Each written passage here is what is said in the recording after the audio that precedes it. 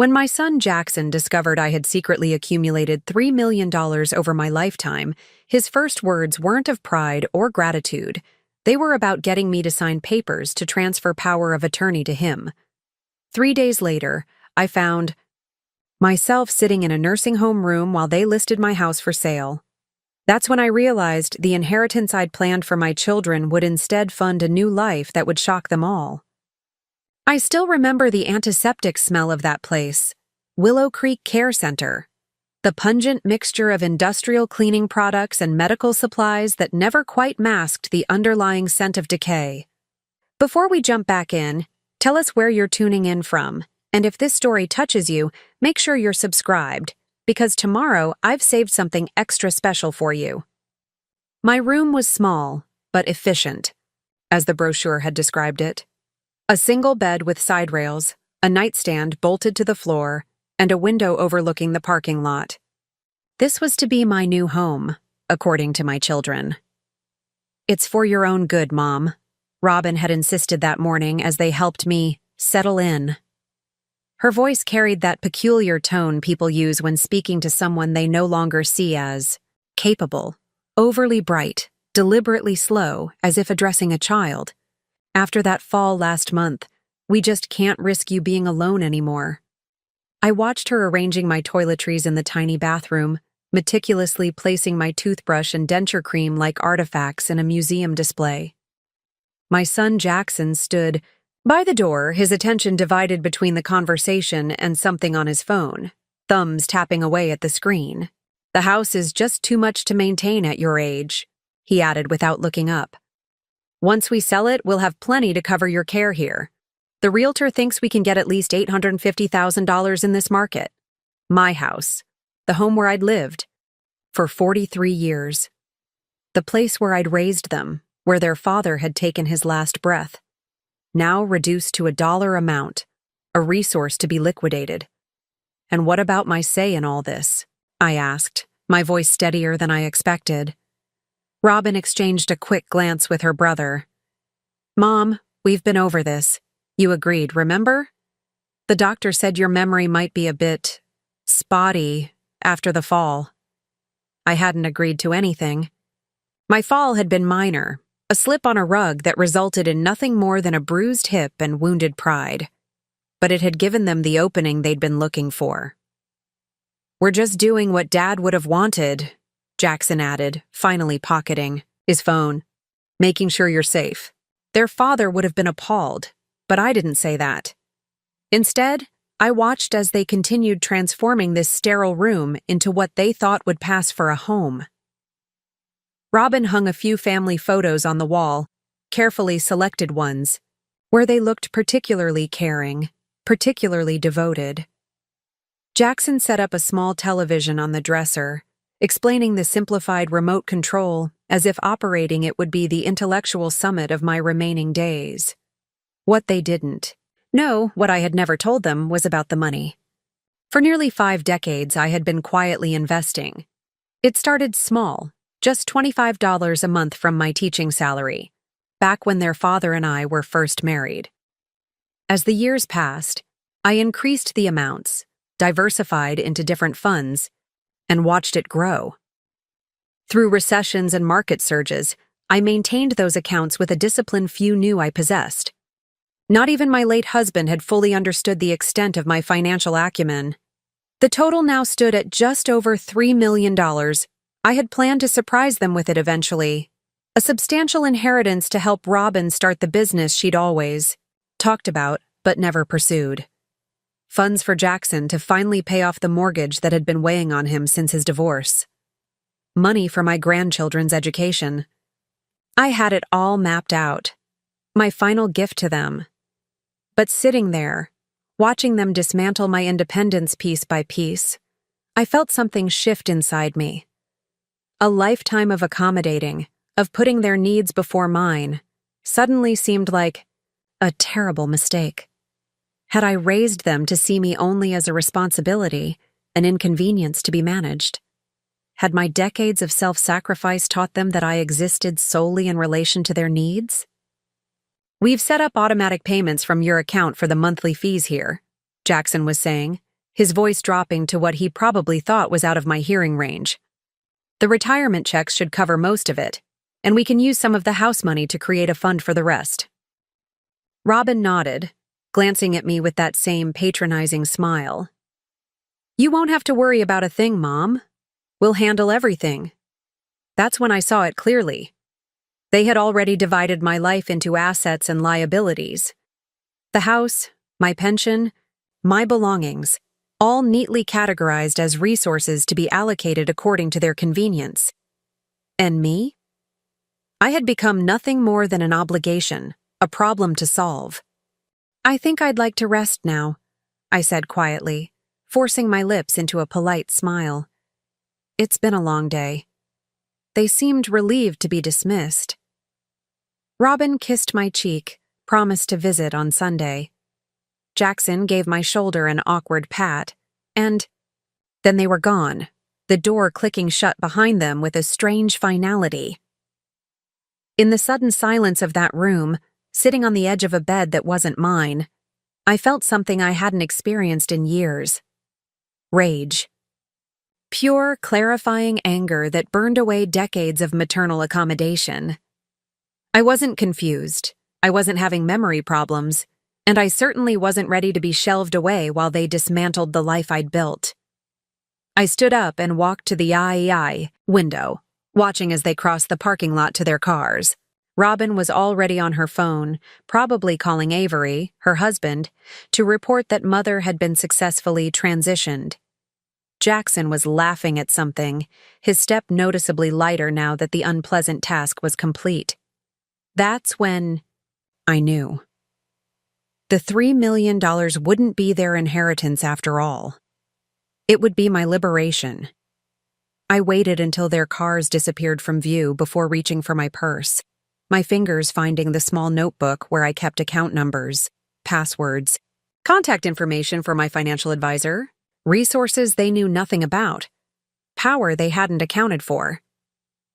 This isn't over, I whispered to the empty room. Not by a long shot. I should have seen it coming. The signs were there, accumulating like dust in forgotten corners of our relationship. Perhaps I had been willfully blind, clinging to the image of my children as the loving, grateful people I had raised them to be.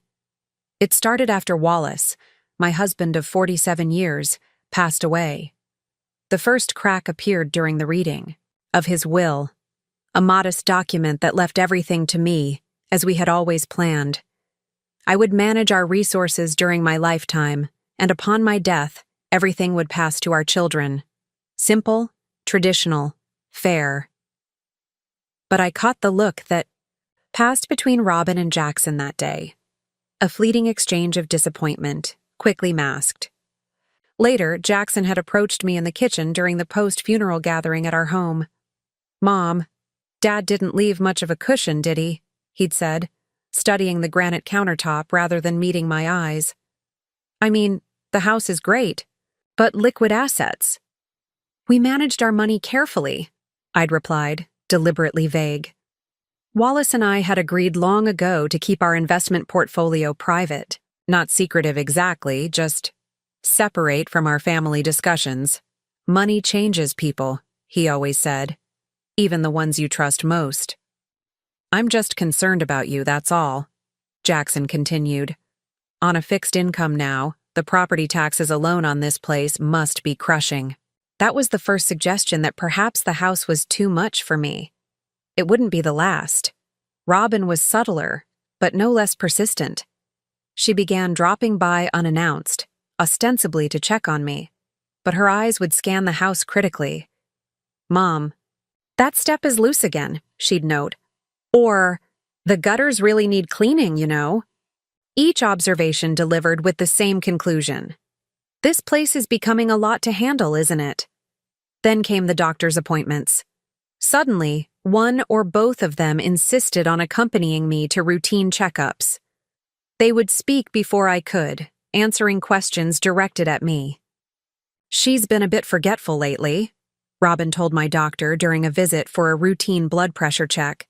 Her voice lowered as if I couldn't hear her from 2 feet away. Preparing and narrating this story took us a lot of time, So if you are enjoying it, subscribe to our channel. It means a lot to us. Now back to the story. I forgot one dinner invitation, I corrected, because I was attending my book club, the same one I've attended on the first Thursday of every month for 12 years. The doctor had smiled neutrally, caught between us, but something shifted that day. My children had positioned themselves as authorities on my condition, and they were building a case. Donnie, Robin's oldest son and my first grandchild, was the only one who seemed to notice what was happening. During a Sunday dinner at Robin's house, he'd found me alone in the kitchen and asked point blank, "Grandma, are you okay with how Mom and Uncle Jackson are treating you?" Before I could answer, Robin had swept in, cutting off our conversation with forced cheerfulness and a meaningful look at her son. Later, I overheard them arguing in hushed tones on the back porch. "She's my grandmother, and you're talking about her like she's a problem to solve," Donnie had said, his voice tight with anger. "You don't understand the responsibility involved," Robin had replied. "When you're the one managing an elderly parent, then you can judge." Elderly. The word had struck me like a physical blow. Is that what I had become to them? A category rather than a person? Yet I said nothing. Did nothing. Decades of putting peace above confrontation had conditioned me to smooth troubled waters rather than make waves. I told myself they were concerned, not controlling. Caring, not calculating. Even when they began helping with my finances, I acquiesced. Jackson offered to set up automatic payments for my bills. "So you don't have to worry about forgetting," he'd explained. Robin suggested consolidating my accounts for simplicity's sake. I agreed to the bill payments but held firm on maintaining my separate accounts. What they didn't know was that the accounts they saw, my checking, a small savings fund, and a modest IRA, represented only a fraction of my financial picture. The bulk of my assets remained invisible to them, managed through a financial advisor I'd worked with for decades, a woman who understood my desire for privacy. Candace Winters had been handling my investments since before Robin and Jackson were in high school.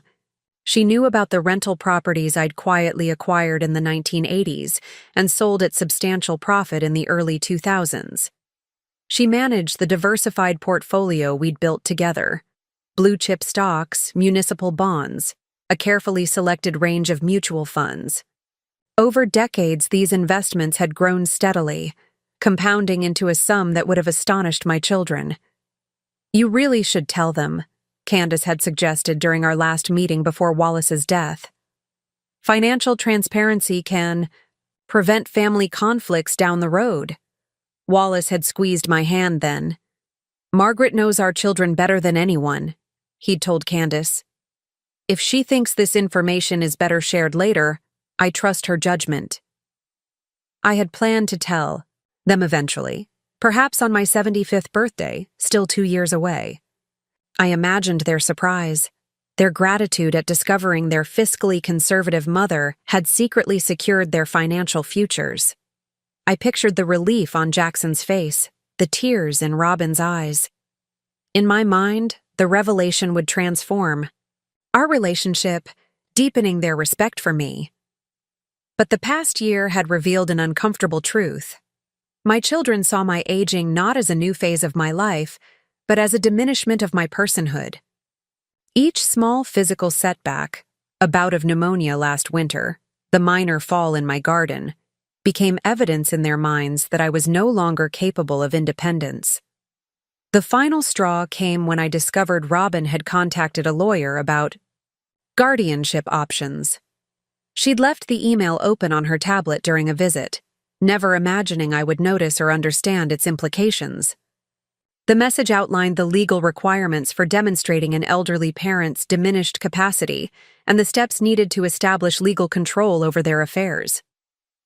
I read those clinical, detached words and felt something fundamental break inside me.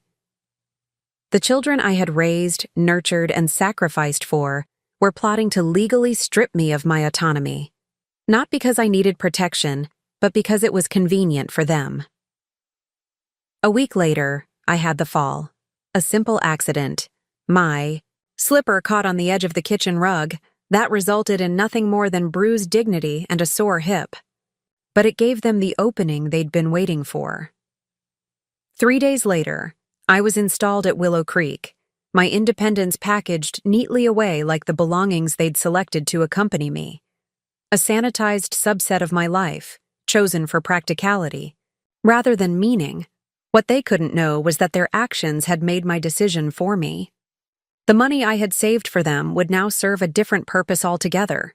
After a lifetime of putting others first, I was about to put myself first for a change, and it would begin with a phone call to Candace.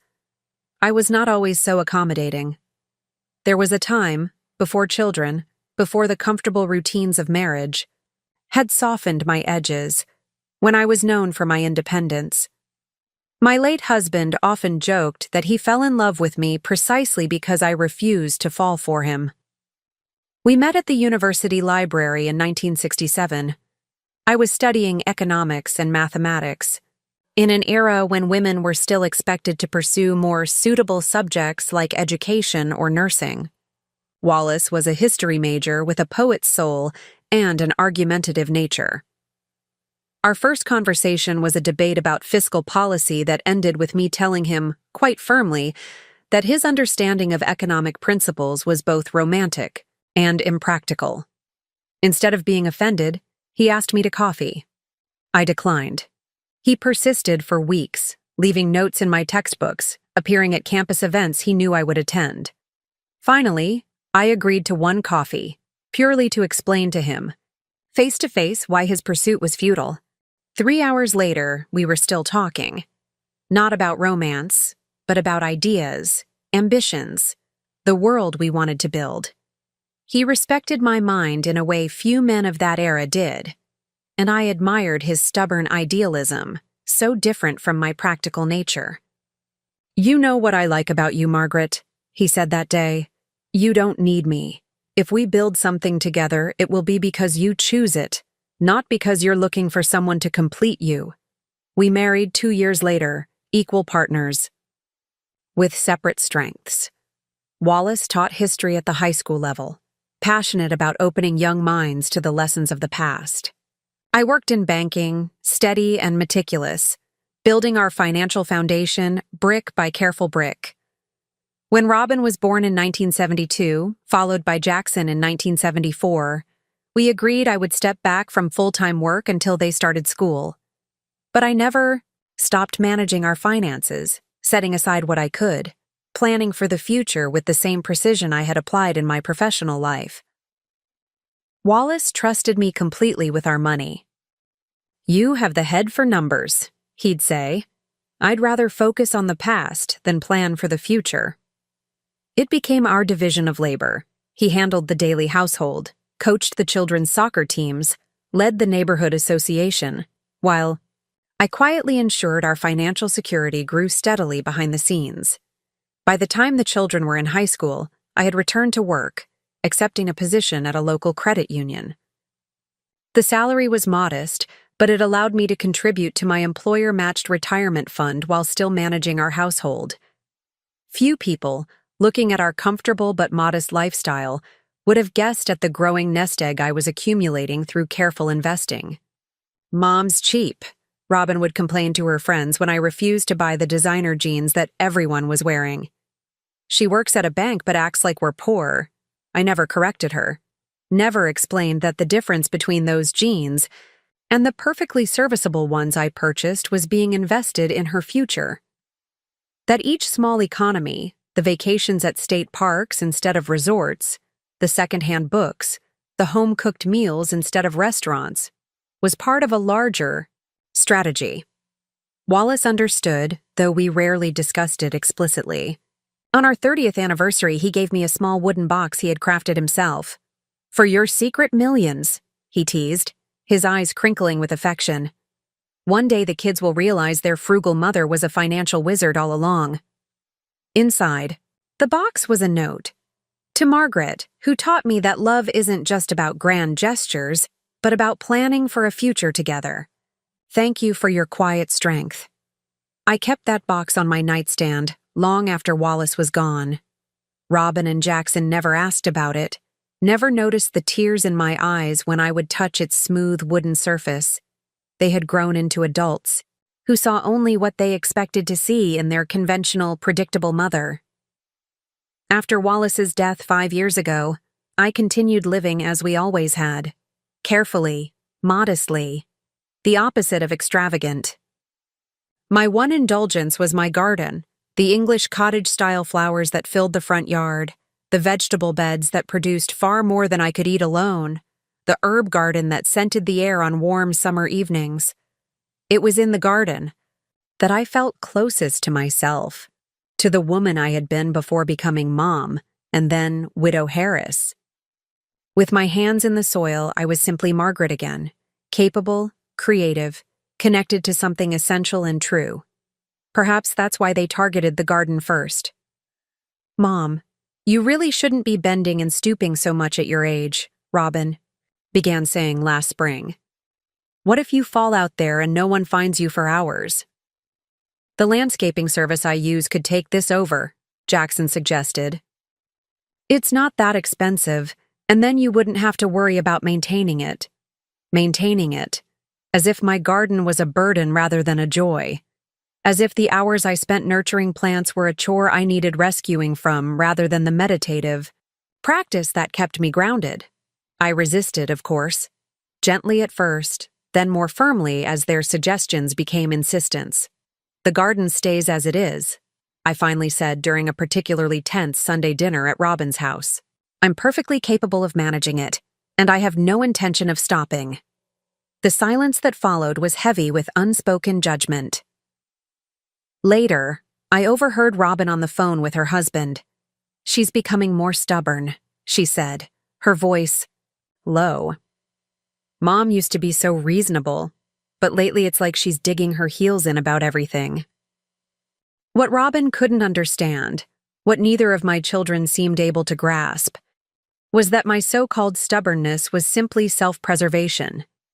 Each concession they asked of me, each reasonable suggestion, chipped away at my independence, my identity, my connection to the life I had built. Wallace had seen it coming. In his final months, as cancer slowly claimed him, he had warned me. "They'll try to take care of you," he said one night, his voice thin but his eyes sharp and clear. "They'll think they're doing what's best, but Margaret, don't let them decide what's best for you. You've always known your own mind. Don't surrender that, not even to our children." I had promised him I wouldn't, a promise that grew increasingly difficult to keep as the subtle campaign to manage me intensified after his death. The irony was that through all this, I was still quietly managing millions. Each quarter, I met with Candace to review my portfolio, make adjustments, reinvest dividends. The balance continued to grow, reaching a sum that would have astonished my children had they known. $3,217,000 and change, Candace announced at our last meeting, just 2 weeks before my fall. "You've outperformed the market again, Margaret. Your conservative approach during the downturn really paid off." I had nodded, satisfied but not surprised. Money had always made sense to me in a way people sometimes didn't. Numbers don't have emotions or agendas. They simply are what they are, responding predictably to careful stewardship. If only relationships were so straightforward. "Have you decided when you'll tell your children?" Candace asked, as she always did. "Soon," I replied, as I always did. But, sitting in that nursing home room, with the door closed on my forcibly downsized life, I realized soon had arrived, though not in the way I had imagined. It was time for Robin and Jackson to learn about the money. Not as an inheritance, but as the means of my escape. The nursing home schedule was regimented with military precision. Breakfast at 7:30 a.m. sharp. Medication at 8:15. Group activities, a euphemism for seated exercises and simplistic crafts, at 9 wine. Lunch at noon. Afternoon television in the common room at 2 am. Dinner at 5:30, early enough to process medications and prepare residents for bed by 8 p.m. They called it structured living. I called it infantilization. I had been at Willow Creek for exactly 4 days when I decided to break the routine. Nothing dramatic. I wasn't planning a prison break, at least not yet. But I needed to assert some small control, to remind myself that I was still capable of independent action. The opportunity came during afternoon recreation time. Renee, a cheerful aide with bright purple fingernails and a tendency to speak too loudly, was leading a bingo game in the common room. Most residents dutifully attended, grateful for any distraction from the monotony. I had begged off, claiming a headache. "I'll check on you in an hour, Mrs. Harris," Renee promised, patting my hand. "You just rest up." Once alone, I changed from the loose-fitting slacks and blouse Robin had selected for my comfort into one of the few outfits I had managed to save from her purge of my closet, a tailored navy dress with a jacket that Wallace had always admired. I applied lipstick, added pearl earrings, and slipped on proper shoes instead of the rubber-soled walking shoes my children insisted were safer. The nurse's station was minimally staffed during activity time. A single attendant, focused on paperwork, barely glanced up as I walked confidently past, my posture straight, my pace purposeful. The key was to look like you belonged wherever you were going, like you had permission. The facility had a small courtyard garden, a few concrete benches, surrounding an uninspired arrangement of low-maintenance shrubs and seasonal flowers. It was accessible without an alarm, unlike the main entrance, though residents were encouraged to have staff accompaniment when using it. The garden was deserted when I arrived, everyone else occupied with bingo or resting in their rooms. I sat on a bench in a patch of late afternoon sunlight, closed my eyes, and took my first deep breath in days. The air smelled of freshly cut grass and the cypress trees that lined the property's perimeter. "Making a break for it?" a voice asked, amused rather than accusatory. I opened my eyes to find an elderly man standing nearby, impeccably dressed in pressed khakis and a button-down shirt, leaning lightly on a polished wooden cane. His white hair was neatly combed, his posture military straight despite the cane. "Just escaping bingo," I replied. "If I have to hear B9 one more time, I might actually lose my mind, which would finally justify my being here." He laughed, a rich, genuine sound, and gestured to the space beside me. "May I?" I nodded, and he settled onto the bench with the careful movements of someone managing chronic pain with dignity. "Daniel Blackwood," he introduced himself, offering his hand. "Recent, involuntary resident, courtesy of my well-meaning daughter, and pragmatic son-in-law." "Margaret Harris," I replied, shaking his hand. "Similar circumstances, different children?" "Ah, the classic, it's for your own good scenario." He nodded sagely. "What was your final offense?" "Mine was leaving the stove on overnight. One time in 82 years. I slipped on a rug," I admitted. "Didn't even need a Band-Aid, but it was apparently the last straw." Daniel shook his head, a mixture of understanding and indignation in his expression. "They wait for these moments, don't they? Store them up like ammunition." For the next hour, we sat in that lackluster garden and traded stories. Daniel had been a professor of literature at the State University for 40 years. A widower for the past decade, he had lived independently until his daughter Candace, not your financial advisor, he clarified, decided his occasional forgetfulness, and the aforementioned stove incident warranted intervention. "The irony is that I'm still teaching," he told me. "I lead an online seminar for continuing education students every Wednesday. From my room here, on a laptop they don't know I have.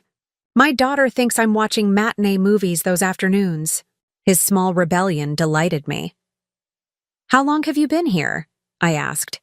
6 months, 2 weeks, and 3 days, he answered promptly. "But who's counting?" The precision of his response, delivered with a self-deprecating smile, made me laugh. It was the first genuine laugh I'd experienced since being transitioned to Willow Creek. You don't plan to stay, he observed. It wasn't a question. I hesitated, unsure how much to reveal to this stranger, no matter how kindred his spirit seemed. I'm considering my options, I finally said. Daniel nodded, understanding the caution behind my words. Well, when you've moved beyond considering, I hope you'll remember your afternoon companion. Some of us still have adventures left in us, Margaret. Before I could respond, Renee's voice called across the garden. Mrs. Harris, there you are. We've been looking everywhere. She hurried toward us, concern and mild annoyance competing in her expression. You shouldn't be out here alone. What if you had fallen? What if you needed help? Daniel winked at me as Renee fussed, checking me over as if my unauthorized garden visit might have resulted in injury. Mrs. Harris was not alone, he told Renee calmly. She was kind enough to keep an old professor company on this lovely afternoon. Renee seemed temporarily disarmed by his formal, authoritative tone, but quickly recovered. Well, it's time for your medication, Mrs. Harris, and Dr. Lowell is stopping by for your evaluation in 30 minutes. Ah, yes, the evaluation. My children had arranged for the facility's doctor to assess my cognitive status and care needs. The results, I suspected, were predetermined. I should go, I said to Daniel, rising from the bench. Thank you for the company. The pleasure was mine, he replied with old-world courtesy. Same time tomorrow, perhaps? Weather permitting? It was a small thing, an hour in a mediocre garden with a stranger who understood my situation, trivial in the grand scheme. Yet as I followed Renee back inside, I felt different, steadier, more like myself. That evening, after enduring Dr. Lowell's patronizing assessment and picking at the bland dinner served precisely at 5:30, I sat at the small desk in my room and made a list, not of grievances or complaints, but of assets, resources, strengths. I wrote down account numbers, contact information, passwords. I noted the name of my attorney, not the family lawyer Robin and Jackson consulted, but a sharp-minded woman I had retained independently years earlier. I listed friends who had no connection to my children, people who knew me as Margaret, rather, than as Robin and Jackson's mother. When the list was complete, I folded it carefully and slipped it into the lining of my purse, where the facility staff and my children would never think to look. Then I took out my personal cell phone, the one Robin thought she had helped me replace with a simplified model with large buttons and pre-programmed numbers, and made my first call. Candace, it's Margaret Harris. I need your help with something rather urgent. Yes, I know it's evening. This can't wait until our regular meeting. Things have changed. As I explained my situation, Candace's initial surprise gave way to professional focus. She asked precise questions, offered clear options, and never once suggested that perhaps my children had my best interests at heart. I can have everything prepared within 3 days, she said finally. Are you certain this is what you want to do? More certain than I've been about anything in years, I replied. When I ended the call, I felt a calm settle over me, the tranquility that comes with action after too long a period of passivity. I had taken the first small step toward reclaiming my life. Not just rebelling against an imposed schedule or sneaking into a garden, but setting in motion a plan that would transform my circumstances entirely. Robin and Jackson had made their choice. Now I would make mine. Dr. Lowell's evaluation concluded precisely as I had anticipated. Mild cognitive impairment, the report stated, with recommendations for supervised living and assistance with financial management. The language was clinical, designed to sound objective, but the conclusions were foregone. I was now officially categorized as diminished, not quite incompetent, but certainly not fully capable. Robin arrived the following afternoon, Dr. Lowell's report already in her possession. She wore what I had come to think of as her managing mother outfit. Sensible slacks, a cardigan, and an expression of patient concern masking unassailable authority. "I've brought some paperwork," she announced after the perfunctory kisses and questions about whether I was settling in. She pulled a leather portfolio from her handbag and spread several documents on the small table near the window. "Just a few things to make everything easier," she explained, uncapping a pen. "Power of attorney for financial matters. Jackson and I would be co-signers, of course. Medical directives, and some transfer forms for your accounts." I looked at the papers, then at my daughter. Her hair was pulled back in a neat ponytail, the same style she'd worn since high school. Behind her designer glasses, her eyes, so like Wallace's, held an expectation of compliance. "And if I don't want to sign these?" I asked quietly. Robin blinked, momentarily surprised by the question, then recovered with a practiced smile. "Mom, we've discussed this. After Dad died, you agreed we'd need to make arrangements eventually, with your recent episodes. And now Dr. Lowell's assessment? It's really the sensible thing to do." I hadn't agreed to anything of the sort. What I had said after Wallace's funeral was that I appreciated their concern, but was perfectly capable of managing my affairs. But memory is malleable, especially when it serves one's purposes to reshape it. "Tell me about the house," I said, instead of arguing the point. "How are the preparations for the sale coming along?" The slight flush that rose in Robin's cheeks confirmed what I already knew. They were moving quickly. "We've had the initial assessment from the realtor," she admitted. "She thinks with minimal updating we could list by the end of the month. The market is strong right now." "And my belongings? My furniture? The things your father and I collected. Over 50 years of marriage?" Robin shifted uncomfortably. "We'll keep the important things, of course. Family photos, keepsakes. The rest." She hesitated. "The rest would probably just complicate the sale. Clean staging sells houses faster." "So my life will be disposed of," I stated flatly.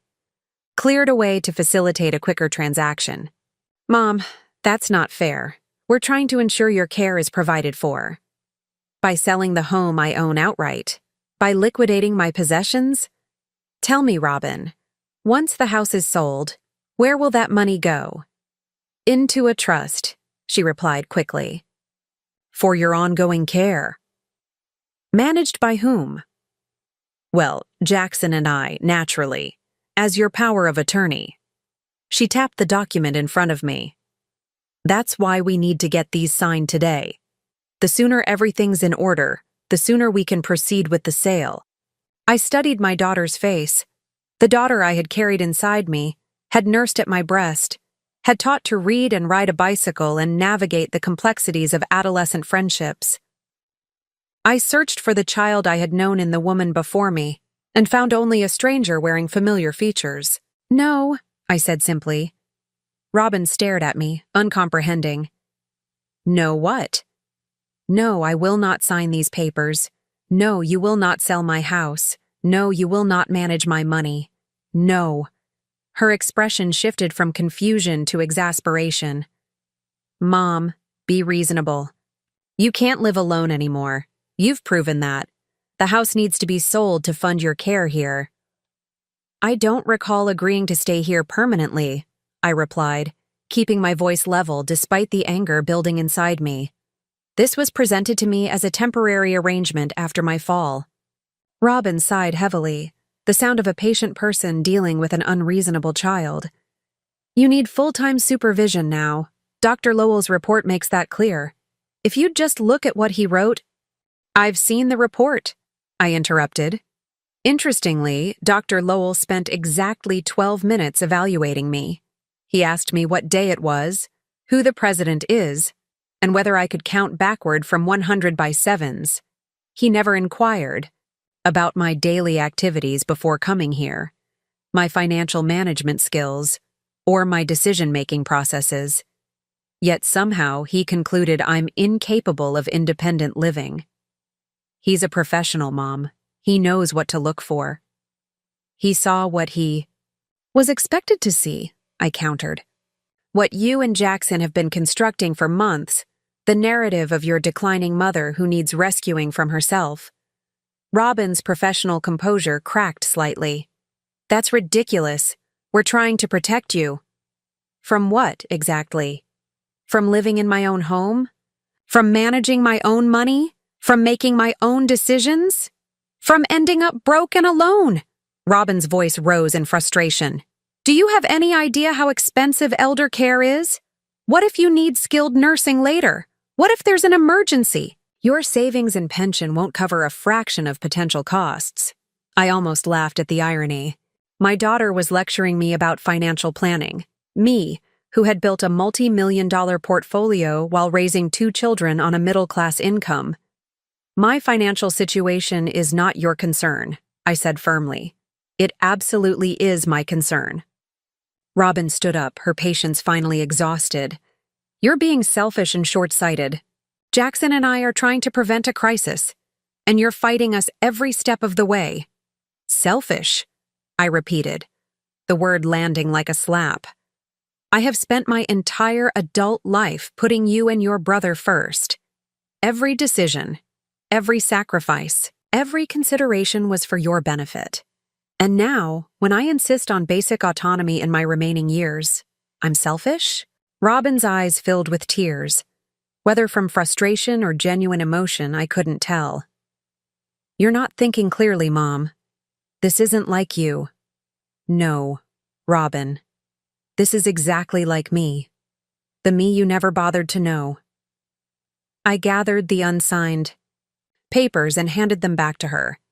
I won't be signing these today or any day, and I expect you to halt any proceedings related to selling my house immediately. Or what? She challenged, anger replacing tears. You can't stop us from doing what needs to be done. The doctor's report gives us grounds for legal intervention if necessary. The threat hung in the air between us, a line crossed that could never be uncrossed. My own daughter was threatening to have me declared incompetent if I didn't comply with her plans for my life, my home, my resources. I think you should leave now, I said quietly, fighting to keep my voice steady. Mom, please go, Robin. We both need time to think. She stared at me for a long moment, then shoved the papers back into her portfolio with sharp, angry movements. Jackson will be very disappointed, she said, as she stood to leave. A final attempt at manipulation. I've lived with disappointment, I replied. I suspect I'll survive his as well. After she left, I sat motionless in the chair by the window, watching the parking lot until I saw her car pull away. Only then did I allow the tears to come, not the helpless tears of defeat, but the bitter, cleansing tears of rage and resolution. That evening, I made my second call from the hidden cell. Fun. Daniel? It's Margaret from the garden. I believe I'm ready to move beyond considering my options. And yes, I do still have adventures left in me. The following 3 days passed in a strange limbo. After Robin's visit and our confrontation, a peculiar quiet descended. No calls from Jackson. No further visits from Robin. Even the staff at Willow Creek seemed to be giving me a wider berth, their interactions colored with a new wariness. I used the stillness to my advantage. Each day, I met Daniel in the courtyard garden during afternoon activities.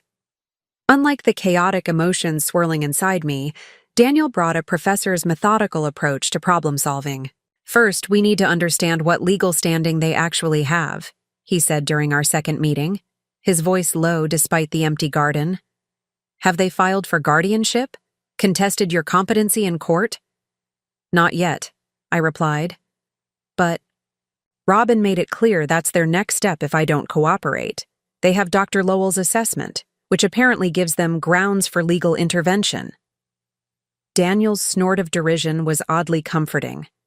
A 12-minute evaluation by a facility doctor who probably gets most of his patients from family referrals? Any decent attorney would tear that apart in court. I don't want it to reach court, I admitted. Not just because of the public spectacle, but because by then, it might be too late to stop them from selling the house. He nodded thoughtfully, tapping his cane against the concrete. Then we need to act preemptively. Remove their leverage before they can use it. During our third meeting, I shared the outline of my plan. Daniel listened intently, his academics, mind identifying potential pitfalls and suggesting refinements. The timing will be crucial, he cautioned. Once you set this in motion, you'll need to move quickly before they can respond. I know, I said. That's why I'm waiting for confirmation from Candace. Everything needs to be in place before I make my move. On the fourth day after Robin's visit, Candace called me on the hidden cell phone during the facility's mandatory rest period. Everything's arranged, she said without preamble. The funds have been transferred to the new accounts. The paperwork is ready for your signature. Are you certain about the amounts? Absolutely certain, I confirmed. And the remainder? Structured exactly as you requested. The foundation paperwork is prepared. It can be finalized as soon as you're able to meet with the attorney. And my request regarding Donnie? A separate trust has been established. He won't have access until he's 30 as you specified, but a small yearly stipend will be available to him immediately upon activation. I felt a weight lift from my shoulders. Thank you, Candace, for everything. Just doing my job, Margaret, she replied, though her tone conveyed more personal investment than professional detachment. The car will be at the location you specified tomorrow at 2:30 p.m. The driver will have the paperwork for your immediate signature. After ending the call, I lay on the narrow bed, staring at the ceiling. Tomorrow, I would set in motion changes that could never be reversed. I would be severing ties, burning bridges, closing doors. The finality of it should have terrified me. Instead, I felt only clarity and resolve. That evening, I received my first visitor since Robin's stormy departure. Jackson arrived just after dinner, his normally confident demeanor subdued. He brought a peace offering, a small potted orchid from the gift shop, and an expression of practiced concern. Robin told me about your disagreement, he began after sitting in the room's single visitor chair. She was pretty upset. I imagine she was, I replied neutrally. Jackson sighed, running a hand through his thinning hair. Mom, we're not trying to control you. We're trying to protect you and your assets. My assets, I repeated. You and Robin seem very focused on those. His expression flickered with annoyance before settling back into concerned patience. Of course we are. They're what will ensure you're taken care of properly. And who will be doing this proper taking care? The staff here? Or you and Robin with power of attorney over all my finances? That's not fair, he protested. We've never asked for anything for ourselves. The blatant revision of history nearly took my breath away. Jackson, you asked me to co-sign on your mortgage after your divorce. Robin wanted me to finance Avery's business venture last year. You both have been borrowing from my accounts for years. Those were investments in family, he countered defensively. And we always intended to pay you back. Have you? I asked simply. His silence was answer enough. Jackson, I want you to tell me honestly, what's the rush to sell the house? Why the pressure to get power of attorney immediately? He shifted uncomfortably. The market's favorable right now. Interest rates are low. It makes financial sense to move quickly. For whom? Jackson's facade of patient concern cracked slightly. For all of us. Your care isn't cheap, Mom. And it's only going to get more expensive as your needs increase. There it was. The assumption that my decline was inevitable, imminent, and expensive. That I was a financial liability to be managed rather than a person with agency and dignity. I see, I said quietly. And has it occurred to you or Robin that I might have my own plans for my house? My own financial arrangements for my care? Jackson's expression turned patronizing. Mom, with all due respect, you have your pension and some modest savings. That's not enough for long-term care at a quality facility like this. I almost told him then. The words rose to my lips, about the investments, the properties sold, the careful accumulation over decades.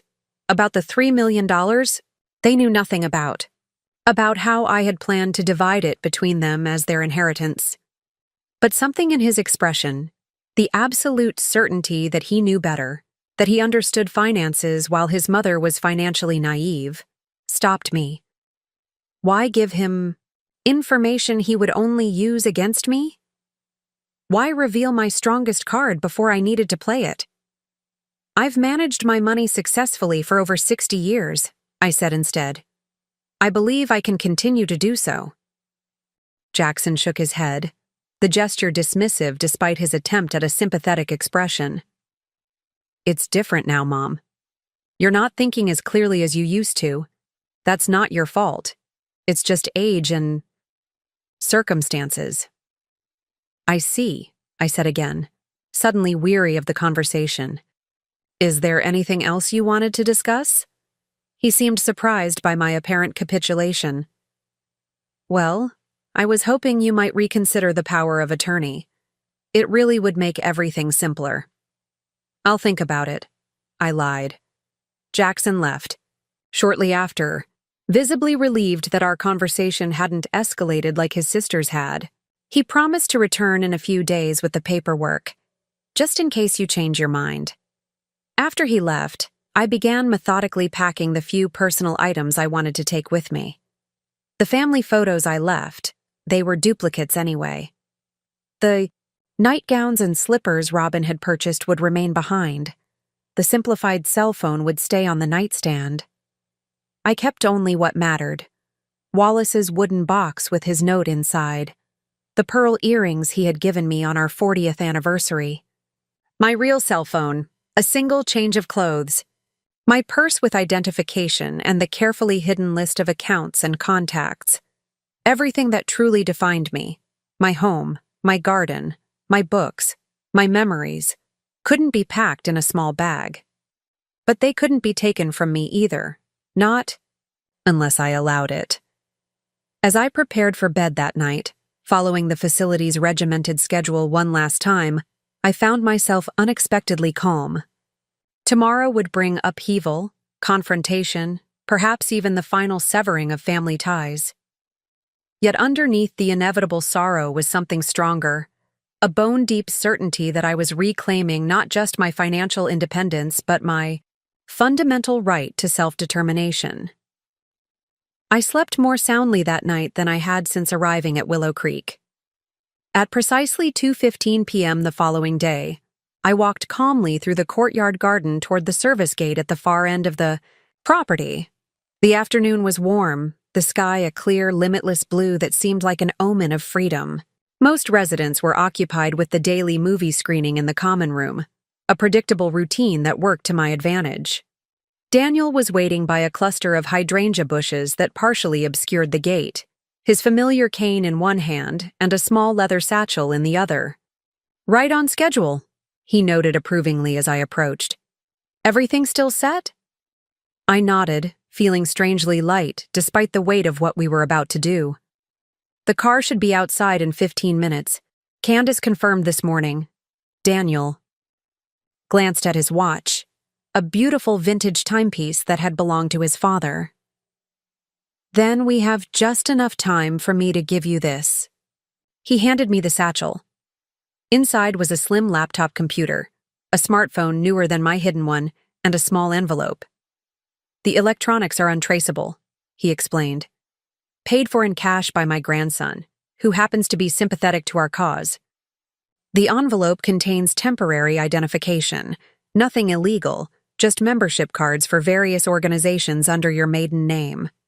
Enough to check into a hotel without raising flags if anyone comes looking.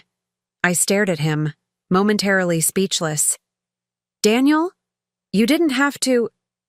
Consider it my contribution to the resistance, he said with a wink, though his eyes remained serious. When you told me your plan, I realized I'd been waiting for something similar. Living vicariously through your escape will have to suffice for now. Come with me, I said impulsively. There's no reason both of us can't leave. He smiled, a gentle, wistful expression that carried decades of wisdom. My situation is different from yours, Margaret.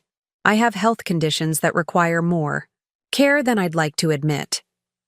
And my Candace, not your Candace, visits daily. She may be overprotective, but her heart is in the right place. Before I could respond, the unmistakable sound of my daughter's voice carried across the garden. Mom? Are you out here? The front desk said you might be in the garden. Daniel and I exchanged alarmed glances. Robin wasn't supposed to visit today. She had a standing hair appointment on Thursdays. Her unexpected appearance threatened to unravel everything. Go, Daniel whispered urgently. I'll intercept her, buy you some time. But the service gate code is 5283, he continued, already moving away from me. Go now, while she's still near the main entrance. With a final grateful nod to my unexpected ally, I hurried toward the gate, moving as quickly as I dared without drawing attention. Behind me, I could hear Daniel's voice, suddenly louder, more theatrical. Ah, you must be Margaret's daughter. Robin, isn't it? I've heard so much about you. I'm Professor Blackwood. Your mother and I have become quite the garden companions. I reached the gate, my hands shaking slightly as I punched in the code Daniel had provided. The lock clicked open, and I slipped through, careful to close it quietly behind me. The service area beyond was deserted, a small parking area for deliveries, bordered by tall shrubs that provided convenient cover. I waited there, heart pounding, until a sleek black car pulled up precisely at 2:30 p.m. The driver, a professional-looking woman in her 40s, stepped out and approached me. Mrs. Harris? She asked quietly. I nodded.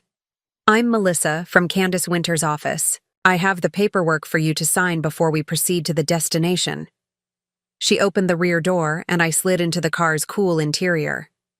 On the seat were several document folders, each labeled with post-it notes for signatures. Melissa handed me a pen and briefly explained each document as I signed, forms transferring the bulk of my assets to new accounts under my exclusive control, paperwork establishing the charitable foundation that would receive a significant portion of my funds, and documents securing a modest trust for my grandson Donnie. As I signed the final page, a weight seemed to lift from my shoulders. For the first time in months, I was taking definitive action rather than simply reacting to my children's maneuvers. Where to now, Mrs. Harris? Melissa asked as she carefully stored the signed documents in her briefcase. The Holton Grand downtown. Please, I replied. I have a reservation under the name Margaret Wilson, my maiden name. A small protection against immediate discovery. As we pulled away from Willow Creek, I resisted the urge to look back. Instead, I focused on the road ahead, on the city skyline gradually coming into view, on the future I was reclaiming, one signature at a time. The Holton Grand was an elegant older hotel in the city center, far enough from my former neighborhood to avoid accidental encounters, but still within the region I knew well. I checked in without incident, the receptionist barely glancing at the credit card issued in my maiden name. My suite on the 12th floor offered a panoramic view of the city park and the river beyond.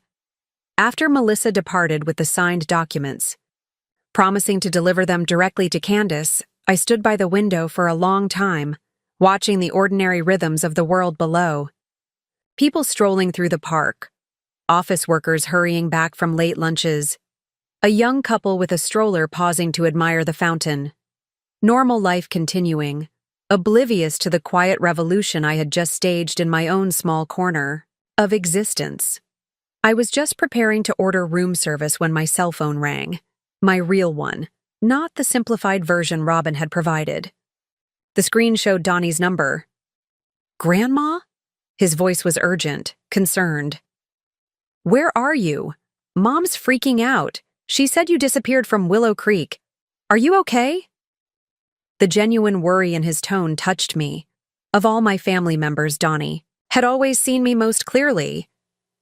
I'm fine, sweetheart, I assured him. Better than fine, actually. I've decided Willow Creek isn't right for me. Mom said. He stopped himself, then continued more carefully. She thinks you might be confused or In danger. The only danger I was in was losing my autonomy, I replied, keeping my voice gentle. Donnie, I need you to understand something. I left voluntarily. I'm perfectly safe and completely lucid. What I couldn't do was allow your mother and uncle to sell my home and take control of my finances. There was a pause, then a heavy sigh. I knew something wasn't right about all this. The way they rushed everything after your fall, it didn't make sense. No, it didn't, I agreed. They had their reasons, I suppose, but they weren't the reasons they claimed. Another pause. Where are you staying? I want to see you. Make sure you're really okay. I hesitated. I trusted Donnie, but he was still Robin's son. Not yet, I said finally. I need some time to finalize arrangements. But soon, I promise. Grandma, they're talking about calling the police, he warned. Mom's saying you're endangered or something. Uncle Jackson is meeting with the lawyer right now, so it had begun. The desperate scramble to regain control. I had anticipated this reaction, but hearing it confirmed still sent a chill through me. Donnie, listen carefully, I said. I'm going to have my lawyer contact your mother. She'll confirm that I'm perfectly capable of making my own decisions and that any claims to the contrary will be vigorously contested. In the meantime, if you truly want to help me, don't tell them we've spoken. I won't, he promised. But Grandma, what's really going on? I mean, I know Mom can be controlling, but selling your house? Taking your money? That doesn't sound like her. The innocence in his question nearly broke my heart. He still saw his mother as I once had. Flawed, perhaps, but fundamentally well-intentioned. How could I explain to him that people are capable of stunning selfishness when money and convenience are at stake? How power corrupts even loving relationships? It's complicated, Donnie, I said instead. But I promise, when we meet, I'll explain everything. For now, just know that I'm safe and making my own choices. After we disconnected, I sat heavily on the edge of the hotel bed, the adrenaline of the day's events finally beginning to ebb. In its place came a profound exhaustion, but also an undeniable sense of liberation. For the first time in months, perhaps years, I was truly steering my own course. I ordered a simple dinner from room service, then contacted my personal attorney to alert her to the situation. She promised to issue a cease and desist letter immediately to prevent any further attempts to sell my house or access my accounts. She would also prepare to counter any potential claims about my mental competency. Based on what you've told me, they have very little legal ground to stand on, she assured me. The facility doctor's cursory evaluation won't hold up against a comprehensive independent assessment, which we'll arrange immediately. As night fell over the city, I watched the lights come on in buildings across the skyline. Tomorrow would bring challenges, legal maneuvers, emotional confrontations, difficult decisions.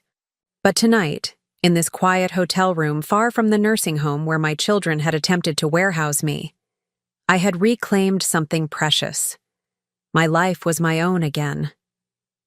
Sleep eluded me that first night in the hotel. I lay awake in the unfamiliar bed, its luxury a stark contrast to the utilitarian furnishings of Willow Creek, yet comfort remained elusive. My mind raced with possibilities, consequences, and plans. By 3 a.m., I had given up on rest and sat at the small desk by the window, the city lights twinkling below like earthbound stars. I opened Daniel's laptop and began to write. Not a letter or a journal entry, but a comprehensive accounting of my assets, my intentions, and my reasoning. The document began clinically enough. Total assets as of May 15th, 317,428.56 primary. Residence, mortgage-free. Estimated value, $850,000 investment portfolio. 360,428. But as the night deepened, so did my reflections. I found myself writing not just about numbers, but about values. About the difference between supporting family and enabling entitlement. about the fine line between filial duty and personal autonomy, about the corrosive effect of unspoken expectations. I worked my entire adult life to build financial security, not just for myself, but for my children. I imagined this money as their inheritance, a final gift that would ease their burdens and perhaps bring them a measure of the security I had worked so hard to create. What I never imagined was that the prospect of this inheritance would transform them into people I barely recognize. People who view me not as a person with inherent dignity and rights, but as an obstacle between themselves and my resources. By dawn, I had made decisions that could never be unmade. The framework Candace and I had established now had purpose and direction, guided by clear-eyed assessment rather than emotional reaction. I would not disinherit my children entirely. That level of punitive response wasn't in my nature. But neither would they receive the windfall they clearly anticipated. Instead, I created a more nuanced approach. A modest trust for each child, $200,000 each, accessible only after my death, with the explicit provision that any attempt to contest my competency or control my assets during my lifetime will result in immediate forfeiture. A separate trust for Donnie, $500,000, accessible when he turns 30 or completes graduate education, whichever comes first. A small annual stipend, $15,000, available immediately for educational or entrepreneurial pursuits. The majority of my assets, $2,000, to establish the Wallace Harris Memorial Foundation for Educational Opportunity, providing scholarships to students from middle-income families, those often overlooked by traditional financial aid but still struggling with educational costs. The remainder, approximately $317,000, to fund my own independent living for the foreseeable future, with provisions for long-term care should it become necessary. My house to be sold only upon my explicit instruction or after my death, with proceeds directed to the foundation. As I finalized these decisions, the sun broke over the eastern horizon, painting the hotel room in soft gold light. I felt an unexpected sense of peace. This wasn't about revenge or punishment, but about realignment, bringing my resources into harmony with my values, rather than allowing them to become weapons. In a family power struggle, I emailed the completed document to Candace, asking her to integrate these specific directives into the legal framework we had established. Then I showered, ordered breakfast, and prepared to face what would undoubtedly be a day of confrontation. Didn't have to wait long. At precisely 9:15 a.m., my phone rang, Jackson's number flashing on the screen. I let it go to voicemail. 5 minutes later, Robin called. Then Jackson again. Then the family lawyer. In the span of an hour, I received 14 calls from various family members, including Avery, Robin's husband, who had never before called me directly. Only Donnie didn't call, honoring his promise from the day before. At 10:30 a.m., my own attorney called with an update. They're moving quickly, she informed me. Jackson has already filed for emergency guardianship, citing Dr. Lowell's assessment and your disappearance from the facility. Can they succeed? I asked, my voice steadier than I felt. Not likely, she assured me. I've already filed our counterpetition and requested an independent evaluation. The judge has denied their request for emergency proceedings, which means they can't take any action regarding your assets until a full hearing. And the house? I've filed notice with the county recorder's office. Any attempt to sell or transfer the property without your notarized consent will constitute fraud. Relief washed over me. The legal safeguards were in place. Now came the harder part, the emotional confrontation that couldn't be delegated to attorneys or handled through formal filings.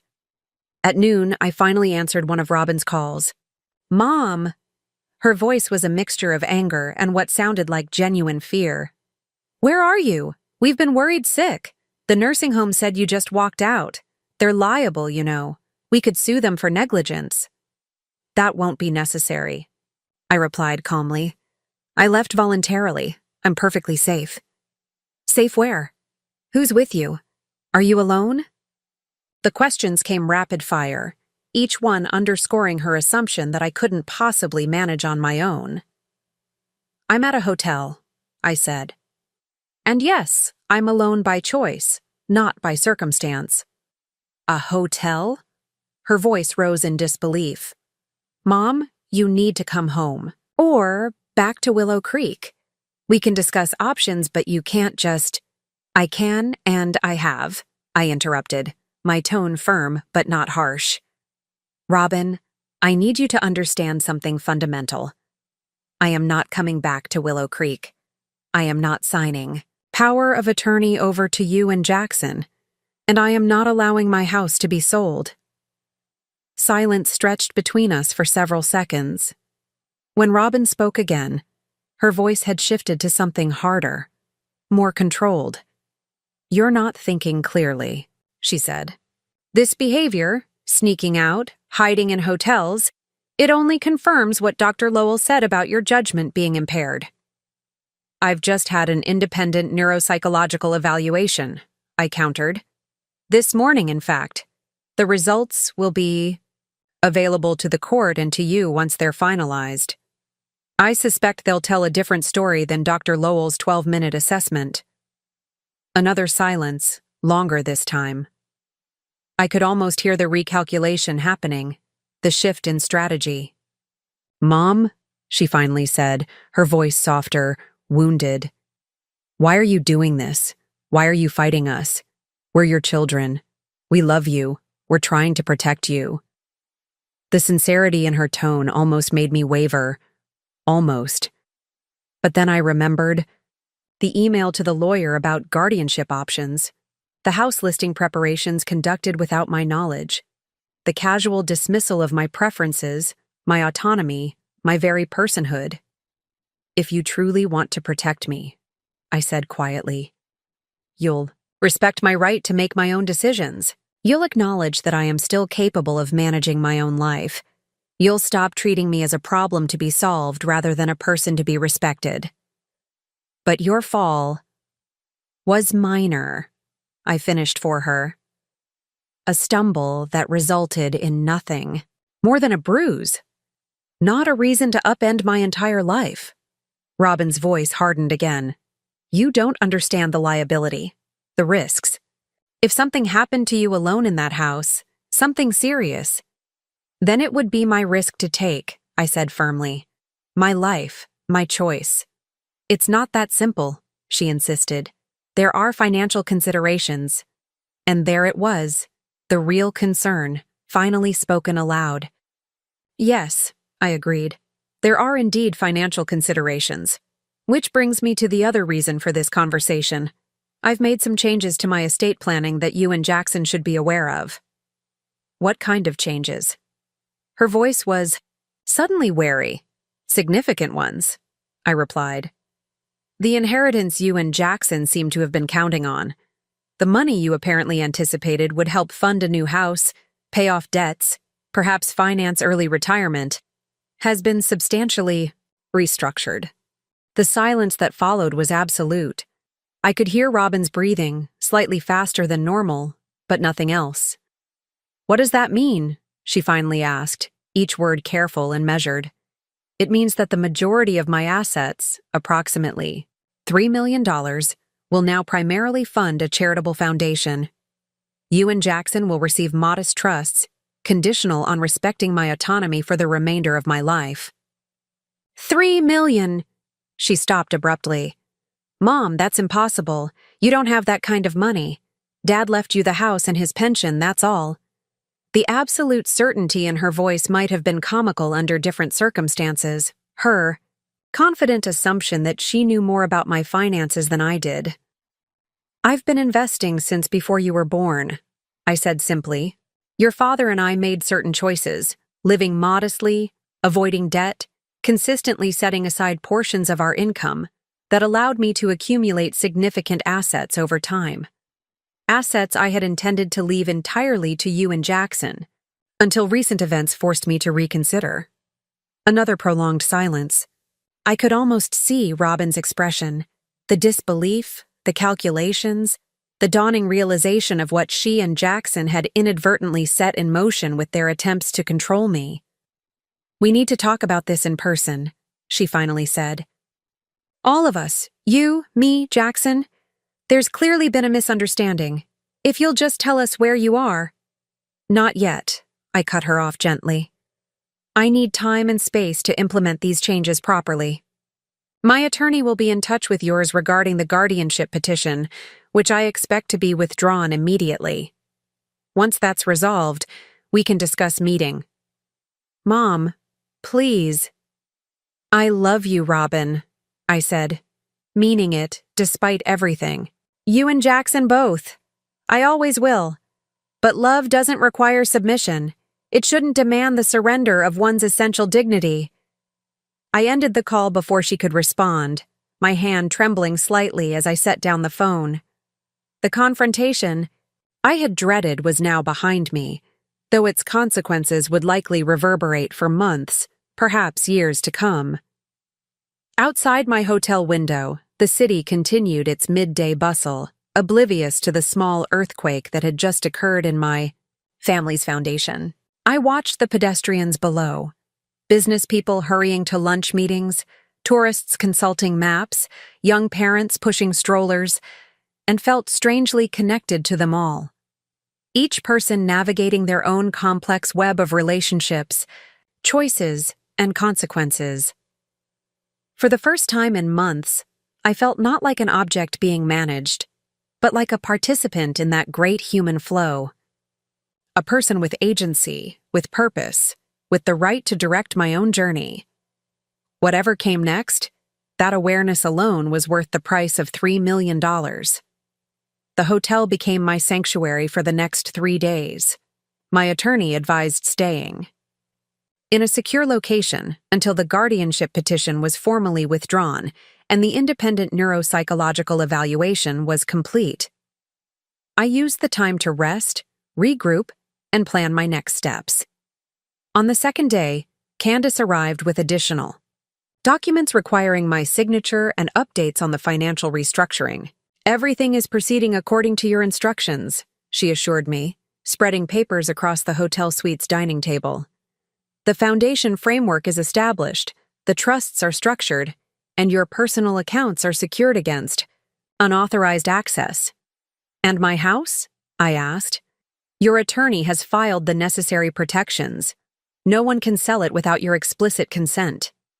She hesitated, then added, "There is, however, a complication we need to discuss." "Something in—" Her tone made me sit up straighter. "What kind of complication?" Candace removed a folder from her briefcase. "While reviewing the recent activity on your accounts, the ones Robin and Jackson had access to, I discovered some concerning transactions." She opened the folder and placed several bank statements before me. Highlighted in yellow were multiple transfers dating back nearly 2 years, small enough to escape immediate notice if one wasn't looking carefully, but substantial in aggregate. Over the past 23 months, approximately $247,000 has been transferred from your accessible accounts to Jackson's personal account and a business account belonging to Avery, Robin's husband. I stared at the statements, the highlighted figures swimming before my eyes. "These aren't loans I authorized." "No," Candace confirmed gently. "They appear to be systematic withdrawals, timed to avoid triggering fraud alerts. Most were conducted online using your credentials."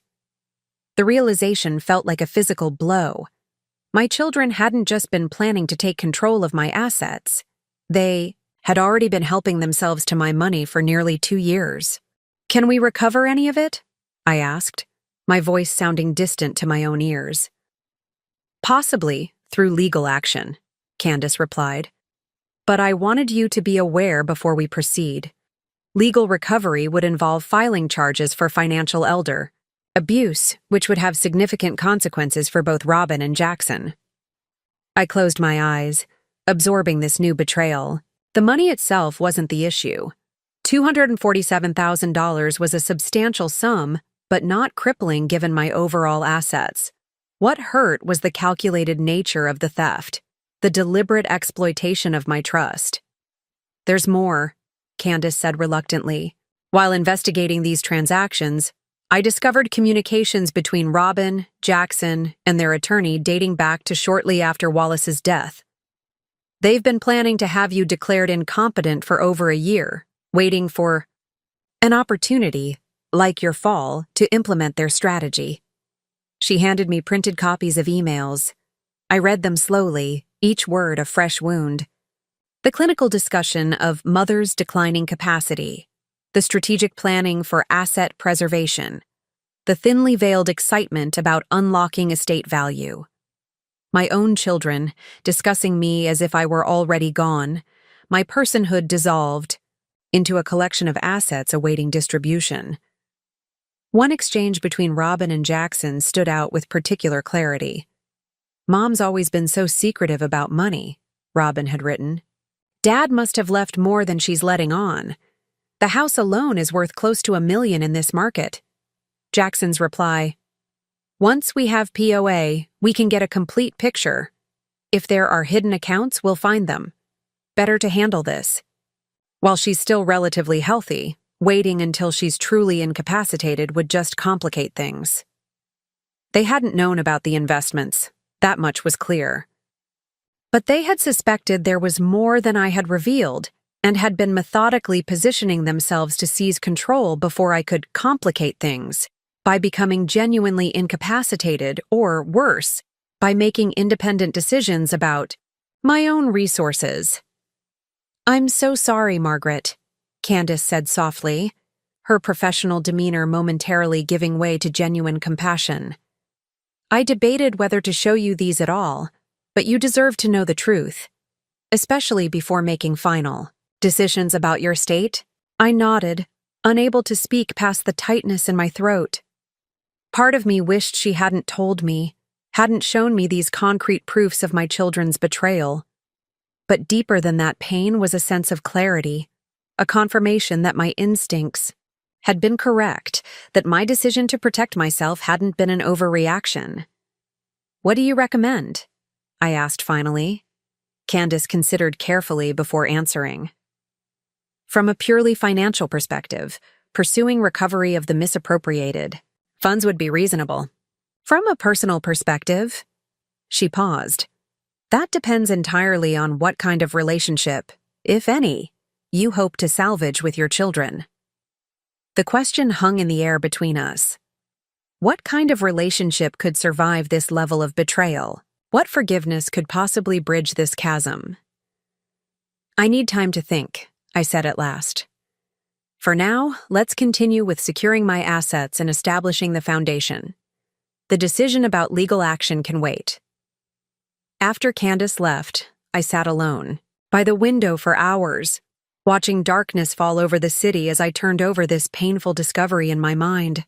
The methodical theft, the calculated planning, the casual dismissal of my agency. My phone buzzed with a text message. "Donnie, Grandma, things are crazy here. Mom and Uncle Jackson are freaking out about money stuff. Dad's saying you're being manipulated by someone. I don't know what's true anymore. Can we please meet? Just you and me?" The simple, direct request pierced through my haze of hurt and betrayal. Donnie at least deserved answers, honest ones, without the vindictiveness that might color Robin's and Jackson's versions of events. "Tomorrow, 2 p.m., I texted back. "The cafe at the art museum. Come alone." His reply was immediate. "I'll be there." "Love you." Those two simple words, "love you," brought unexpected tears to my eyes. In the midst of this family implosion, this reminder of genuine connection felt like a lifeline to a shore I'd feared was lost forever. The next day, I arrived at the museum cafe early, selecting a quiet table in the corner with a view of the entrance. The museum had always been one of my favorite places in the city, a refuge of beauty and contemplation I had often visited during difficult periods of my life. It seemed fitting to meet Donnie here, on neutral ground that still held personal meaning. I watched him enter precisely at 2 o'clock, scanning the cafe until he spotted me. At 23, he was the image of his grandfather at that age. Tall and lanky, with Wallace's thoughtful eyes and deliberate movements. Relief washed over. His face when he saw me, followed immediately by concern as he approached. "Grandma," he said, embracing me tightly before sitting down. "Are you really okay? There's so much crazy stuff happening. Mom crying one minute and yelling the next. Uncle Jackson talking about lawyers and courts. Dad's convinced someone is taking advantage of you." "I'm perfectly fine, Donnie," I assured him, reaching across the table to squeeze his hand. "Better than I've been in months, actually. But yes, there's a significant disagreement between me and your mother and uncle." "About money?" he stated, rather than asked. "They keep saying things about your estate and assets and how someone's manipulating you. Mom said you told her you have millions of dollars?" I nodded slowly. "I do. Have significant assets, investments I've managed for decades, money I had intended as inheritance for your mother and uncle, and for you." His eyes widened. "But how? I mean, you and Grandpa always lived so normally." "That's precisely how," I smiled slightly. "By living within our means, avoiding debt, and consistently investing for the long term. Your grandfather and I made a choice early in our marriage to prioritize financial security over appearances. It's not mysterious or complicated, just the compound effect of discipline over time." "And now you're not giving it to Mom and Uncle Jackson?" His question was direct, but not accusatory. "I'm restructuring how it will be distributed," I clarified. "They'll still receive meaningful inheritances, but the majority will go to a foundation. For educational opportunities, something your grandfather would have deeply valued." Donnie was quiet for a moment, processing this information. "Because they tried to put you in a nursing home? Because they attempted to take control of my life and my resources without my consent," I corrected gently. "The nursing home was just a symptom of a larger problem. Their belief that they had the right to manage me as if I were already incapacitated." I hesitated, unsure how much to reveal about the financial exploitation I had discovered. Donnie deserved honesty, but he didn't. Need to carry the full burden of his parents' actions. "There's more to it," I continued carefully. "But the essential issue is about autonomy and respect. I'm still capable of managing my own affairs and making my own decisions. Your mother and uncle were unwilling to accept that reality." Donnie nodded slowly. "I knew something was off about how fast everything happened after your fall. Mom kept saying it was for your safety, but it felt, I don't know, orchestrated?" His perceptiveness didn't surprise me. Donnie had always been observant, sensitive, to undercurrents that others missed. "I've set aside a trust for you," I told him, changing the subject slightly. "It won't be accessible until you're 30 or complete graduate school, but there's an annual stipend available now if you need it for education or to start a business." His expression shifted to alarm. "Grandma, I don't want your money. That's not why I reached out. I just wanted to make sure you were okay." "I know that, sweetheart," I assured him. "The trust isn't a reward for loyalty or a bribe for support. It's an investment in your future, in the person I know you to be. It has nothing to do with the current situation with your mother and uncle." Relief softened his features. "Okay, but still, I don't need it right now. I'm doing fine with my job, and I've got scholarships for grad school next year. The option is there if you ever do need it," I said simply. "Now, tell me more about this graduate program you've been accepted to. Architecture, wasn't it?" For the next hour, we talked about his plans, his hopes, his concerns about the future. Not once did he press me for more details about the conflict with his parents or question my decisions regarding my estate. His respect for my privacy and autonomy was a balm to my wounded spirit, proof that the next generation might understand what the current one could not. As we prepared to leave, Donnie asked hesitantly, "Will you come back home eventually? To your house, I mean?" "Yes, I said with more certainty than I actually felt. Once the legal issues are resolved and certain protections are in place, it's still my home after all. He hugged me tightly before we parted. I'm sorry about all of this, Grandma. I love you, and I just want you to be happy. I love you too, I replied, holding him close. More than you know. As I watched him walk away, his tall figure weaving through the museum crowd, I felt a complex mixture of emotions. Sadness for what had been lost, gratitude for what remained, and an unexpected sense of hope, not for reconciliation with Robin, and Jackson, perhaps, but for the possibility that family bonds could survive in new forms, across generations, despite the painful fractures of the present. The legal battle I had hoped to avoid materialized despite my wishes. 3 days after my meeting with Donnie, Jackson officially filed the guardianship petition, claiming I was at imminent risk due to diminished capacity and undue influence from unknown parties. My attorney immediately countered with the results of my independent neuropsychological evaluation, which conclusively established my cognitive competence. We're in a stronger position than they are, my attorney, Elaine, assured me during our strategy meeting in her downtown office. Their petition relies almost entirely on Dr. Lowell's cursory assessment and your erratic behavior in leaving the facility.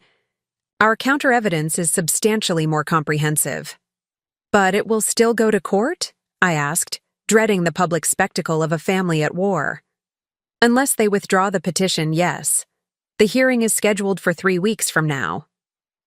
She straightened a stack of papers with precise movements. In the meantime, we need to prepare thoroughly. Your testimony will be crucial.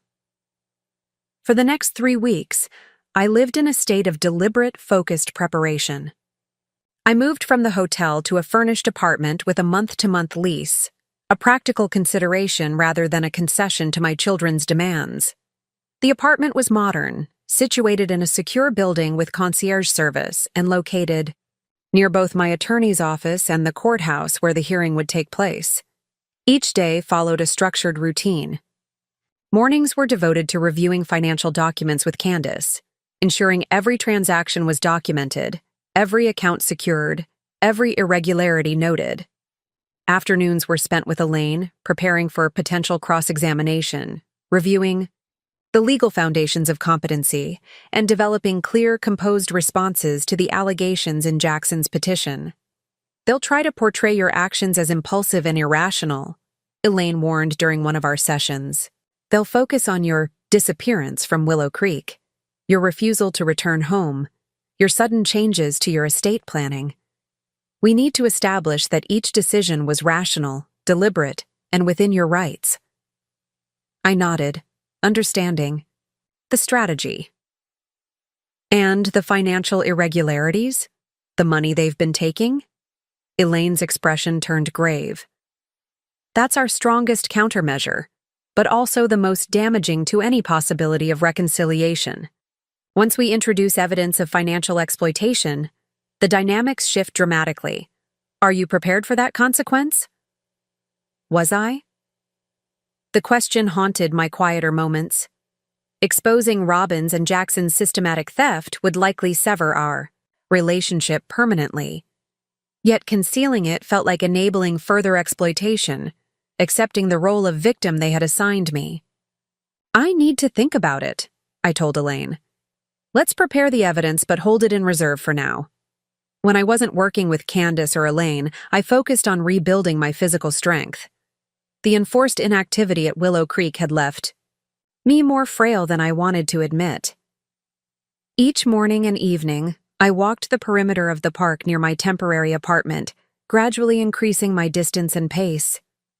I found a senior yoga class at a nearby community center and attended 3 times weekly, reclaiming flexibility I had thought permanently lost. You're making remarkable progress, the instructor commented after my second week. Most people your age struggle with these balance poses, but you've got natural stability. I used to garden, I explained. Hours of squatting, bending, reaching, the body remembers. My garden. I missed it with an ache that surprised me. Not just the plants themselves, but the rhythm of tending them, the quiet communion with growing things, the tangible connection to the passing seasons. The apartment windows faced west, offering spectacular sunsets but no space for even the smallest container plants. Another temporary sacrifice in service of the larger goal. Throughout this period of intensive preparation, I maintained limited contact with my family.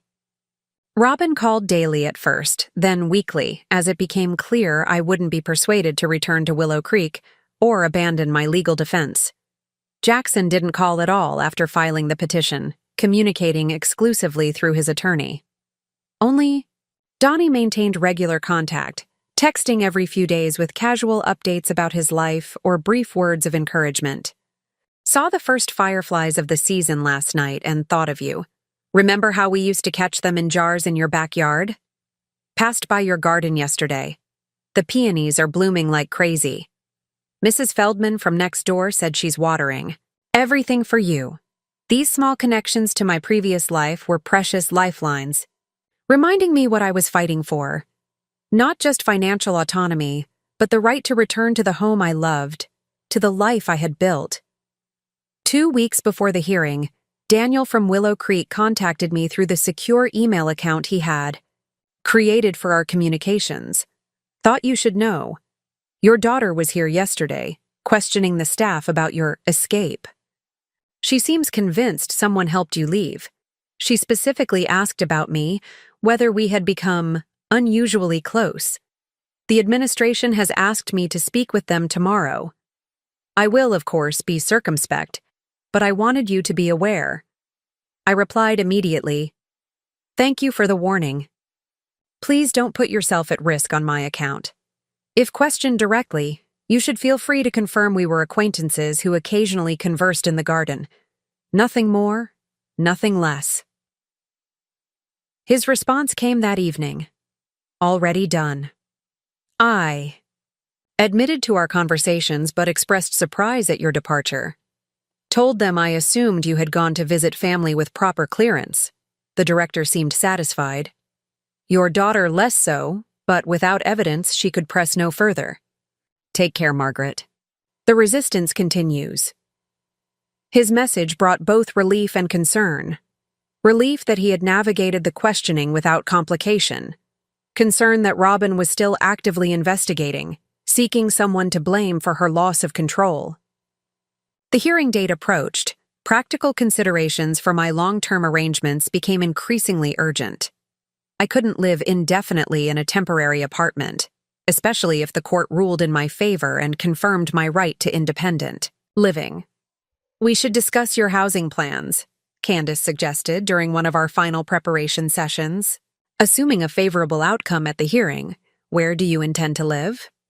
In my own home, I replied without hesitation. She nodded, but her expression remained concerned. That may not be practical immediately.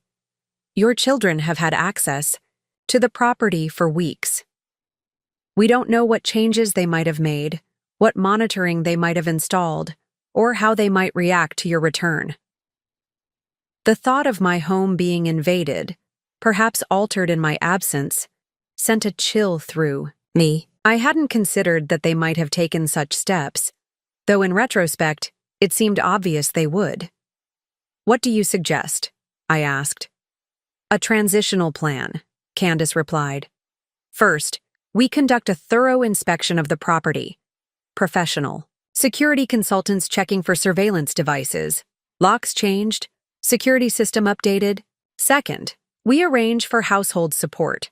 Not live-in care, which would echo the control dynamic you're fighting against, but regular visits from cleaning services, meal delivery, perhaps a gardener for the heavier outdoor work. And third, we establish clear boundaries through legal channels. A formal cease and desist order preventing Robin and Jackson from entering the property without explicit invitation. Video surveillance at entry points. Documentation of all interactions. The measures sounded extreme, almost paranoid. Yet the Systematic financial exploitation and the calculated effort to have me declared incompetent suggested that such precautions might be necessary. It sounds like preparing for war, I observed quietly. I prefer to think of it as establishing peace through strength, Candace countered. Once clear boundaries are established and enforced, relationships can potentially heal over time. But boundaries without enforcement are merely suggestions, and suggestions are easily ignored by those who believe they know better than you what's best for you. As I considered Candace's recommendations, I realized that the coming court hearing was not just about establishing my competency or protecting my assets. It was about fundamentally redefining my relationship with my adult children, shifting from implicit trust to verified boundaries, from assumed access to earned privilege, from hierarchical authority, theirs over mine, to mutual respect between autonomous adults. It was a painful transition, but perhaps a necessary one, not just for me, but for them as well. The Sunday before the hearing, I sat at the small desk in my temporary apartment and began writing 3 letters, one to Robin, one to Jackson, and one to Donnie. Not legal documents or financial accountings, but personal communications from mother to children, from grandmother to grandson. I wouldn't send them yet. The hearing would determine whether they would be offers of reconciliation or final farewells. But writing them helped clarify my own heart, my own boundaries, my own capacity for both accountability and forgiveness. I sealed each letter in its own envelope. I felt strangely lighter. Whatever the outcome of the legal proceedings, I had done everything in my power to prepare, not just financially and legally, but emotionally as well. The rest would unfold according to its own logic, beyond my control, but not beyond my capacity. To meet with dignity and clarity. The courtroom was smaller than I had imagined, more intimate and therefore more uncomfortable for the family drama about to unfold within its wood-paneled walls. I arrived an hour early on Elaine's advice, dressed in a tailored navy suit that conveyed both dignity and competence. My hair was freshly styled, my makeup subtle but deliberate, small details that shouldn't matter in a legal proceeding based on cognitive ability, but which Elaine assured me would create a visual counter-argument to any claims of decline. Appearance matters, she had explained during our final preparation session. Judges are human. They respond to nonverbal cues as much as legal arguments. I sat at the plaintiff's table with Elaine beside me, her calm presence a steadying influence as the courtroom gradually filled. The neuropsychologist who had conducted my comprehensive evaluation was already seated in the witness area, reviewing her notes with professional focus. At precisely 9:45 a.m., Robin and Jackson entered with their attorney, a sharp-featured man whose expensive suit and aggressive stride suggested both high fees and confrontational tactics. Robin looked pale and drawn, dark circles beneath her eyes betraying sleepless nights. Jackson's expression was harder, his jaw set in defiance or determination. Neither looked in my direction as they took their seats at the defense table. Judge Miranda Thornton entered at 10 a.m. sharp, a middle-aged woman with silver-streaked hair and reading glasses perched on the end of her nose. Her demeanor was brisk but not unkind as she called the court to order and outlined the day's proceedings. "This is a competency hearing," she began, scanning the documents before her. "The burden of proof lies with the petitioners to demonstrate clear evidence of diminished capacity warranting guardianship. I'll hear opening statements, review expert testimony, and then hear from the principals involved." Jackson's attorney rose first, presenting a narrative of gradual decline accelerated by grief after my husband's death, culminating in erratic behavior, financial irresponsibility, and vulnerability to exploitation. He emphasized my unexplained disappearance from Willow Creek and my sudden irrational changes to long-established financial arrangements. Elaine's opening was concise and devastating in its simplicity. "Your Honor, this case is not about Mrs. Harris's cognitive capacity, which has been conclusively established by comprehensive evaluation. This is about control of substantial assets that her children discovered only recently. Assets they have already been systematically misappropriating through unauthorized transfers over the past 2 years. Robin visibly flinched. Jackson's face flushed red. Their attorney leaned toward them, whispering urgently as Elaine continued, outlining the financial exploitation with clinical precision. As promised, she had prepared this counter-argument, but had held it in reserve, waiting for my final decision on whether to deploy it. That morning, before entering the courtroom, I had given her my answer. Yes. The full truth must be told, whatever the emotional consequences. The hearing proceeded with methodical intensity. The neuropsychologist presented her findings, confirming, my cognitive functioning was well above average for age cohort in all assessed domains. Dr. Lowell, when cross-examined by Elaine, was forced to admit the limitations of his brief evaluation and the possibility of situational factors influencing his conclusions. Then Candace took the stand, presenting documentation of the unauthorized financial transfers from my accounts to Jackson's personal account and Avery's business. The evidence was irrefutable. Dates, amounts, account numbers, all highlighted in damning yellow. By the time I was called to testify, the momentum had shifted decisively. Judge Thornton's questions focused not on my competency, but on my awareness of the financial exploitation and my plans going forward. I became fully aware of the unauthorized transfers only recently, I explained calmly. Had I known earlier, I would have taken action sooner. As for my future plans, I intend to return to my home, with appropriate support services for routine maintenance, and continue managing my own financial affairs as I have successfully done for decades. And your relationship with your children? The judge asked, her expression unreadable. I paused, weighing my words carefully. That will depend on their choices going forward. I remain open to reconciliation, but only with clear boundaries and genuine respect for my autonomy. Robin started to rise at that point, her face contorted with some unspoken emotion, but her attorney firmly pulled her back into her seat. Judge Thornton's ruling came swiftly after a brief recess. The petition for guardianship is denied. The court finds no compelling evidence of diminished capacity warranting such intervention. Furthermore, the court orders a freeze on all accounts involved in the unauthorized transfers pending potential criminal investigation. Mrs. Harris is free to return to her home and manage her affairs as she sees fit. The gavel fell with decisive finality. In that moment, watching Robin's shoulders collapse and Jackson's jaw clench in defeat, I felt no triumph, no vindication, only a profound sadness for what had been irreparably broken and a quiet resolve to move forward regardless. As Elaine gathered our documents and the courtroom began to clear, I stood on slightly shaky legs, suddenly aware of how much energy the proceeding had consumed.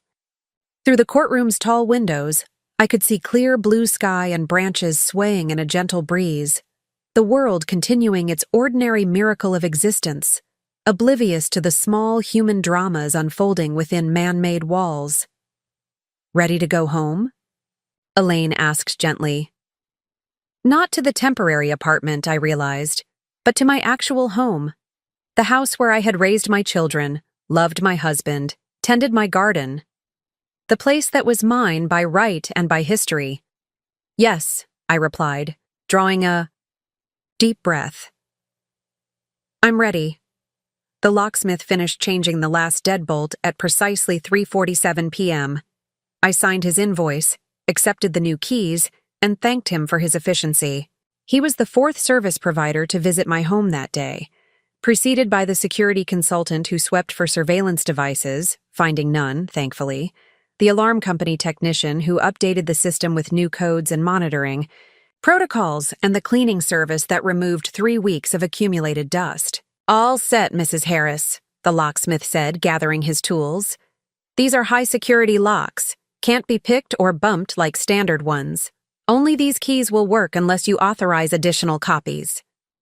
I thanked him again and closed the seal, Dector behind him, turning the new deadbolt with a satisfying click. Alone at last in my own home, I leaned against the door and allowed myself to fully feel the weight of returning, the complex mixture of relief, sadness, determination, and tentative hope that had been building since the court hearing 3 days earlier. The house felt both familiar and strange, like meeting an old friend after a long separation. The furniture was the same, the pictures on the walls unchanged, yet something fundamental had shifted. Perhaps it wasn't the house at all, but me. I had left as one person and returned as another, transformed by confrontation and choice. I moved slowly through each room, reacquainting myself with the spaces that had shaped my life for 4 decades. In the kitchen, I ran my hands along the countertops Wallace had installed himself, the slight unevenness near the sink a testament to his enthusiastic but imperfect craftsmanship. In the living room, I straightened the family photos. Robin's college graduation, Jackson with his first child, now a teenager, Donnie as a gap-toothed 7-year-old proudly holding a science fair ribbon. Despite everything, these moments had been real. These connections had existed. The betrayal didn't erase the love that had come before, though it forever altered its expression. The garden drew me outside as twilight approached. Mrs. Feldman from next door had indeed been watering, as Donnie had reported, but 3 weeks of minimal care showed in the overgrown beds and emerging weeds. Oddly, I found the slight disarray comforting rather than distressing. Tangible work that needed doing, purpose that required no justification beyond the satisfaction of nurturing growing things. The next morning, I rose early and made a deliberate decision. Today would be the first day of my reclaimed life, not a continuation of what had come before. After breakfast, I called a landscaper recommended by my attorney, not to replace my own gardening, but to help restore the more demanding areas that had suffered during my absence. Then I contacted an interior designer, something I had never considered during Wallace's lifetime or in the years following his death. "I'd like to refresh the master bedroom and bath," I explained when she arrived for the consultation. "Something that reflects who I am now, not who I was as part of a couple, or as a mother of young children." She nodded with immediate understanding. "A space that honors your past, but embraces your present. Let's explore some possibilities." By the end of the week, my home had begun its subtle transformation. Not a rejection of memories, but an evolution that paralleled my own. The master bedroom's heavy furniture was replaced with lighter pieces that created more open space. The bathroom was scheduled for renovation, converting the rarely used tub into a walk-in shower with built-in seating and handrails that were both stylish and practical. Aging-in-place design, the designer called it. Beautiful and functional, for the long term. The garden, too, underwent thoughtful reconfiguration. The landscaper helped divide the space into manageable sections, some that I would maintain entirely myself, others where he would handle the heavier tasks while I focused on the planting and daily care. "We're not taking away your garden," he assured me, understanding my hesitation. "We're making it sustainable for you to enjoy for years to come." These practical changes were important, but the more profound transformation was happening internally. Each decision made without seeking permission or approval, each modification that reflected my preferences alone, reinforced my reclaimed autonomy. I was no longer defining myself primarily as Wallace's widow or Robin and Jackson's mother, but as Margaret, a woman with her own distinct identity, preferences, and purpose. 2 weeks after returning home, I received a formal letter from Robin and Jackson's attorney, requesting a meeting to discuss family matters and potential reconciliation. I shared it with Elaine, who advised caution. "They're still processing the financial revelations and the court's ruling," she said. "This could be a genuine olive branch, or it could be another attempt to regain access to your assets. I'd recommend a neutral location with your attorney. Present." I considered her advice, then made my own decision. I would meet them, but not yet. Not until I felt firmly established in my new reality. Not until the physical transformation of my home matched the internal transformation of my identity. Not until I could face them from a position of unshakable self-knowledge rather than reactive defensiveness. My reply was brief, but not unkind. I appreciate your outreach. I am open to discussion in the near future, but need additional time to settle into my home and establish my independent arrangements. I will contact you when I'm ready to meet, perhaps in 3 to 4 weeks. In the meantime, I focused on rebuilding other connections. I rejoined my old book club, where I was welcomed back with warmth and tactful avoidance of probing questions. I accepted a lunch invitation from former colleagues at the credit union, some of whom had retired years before. I even reached out to an art class I had always wanted to try, but had repeatedly postponed. "It's never too late to begin," the instructor said when I expressed concern about my lack of artistic background. In fact, sometimes life experience gives you a deeper well to draw from than technical training.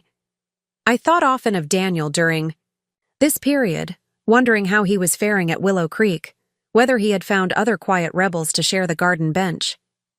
I sent him a brief message through our secure email channel. "The resistance continues, but now from home base. Thank you for being my ally when I most needed one.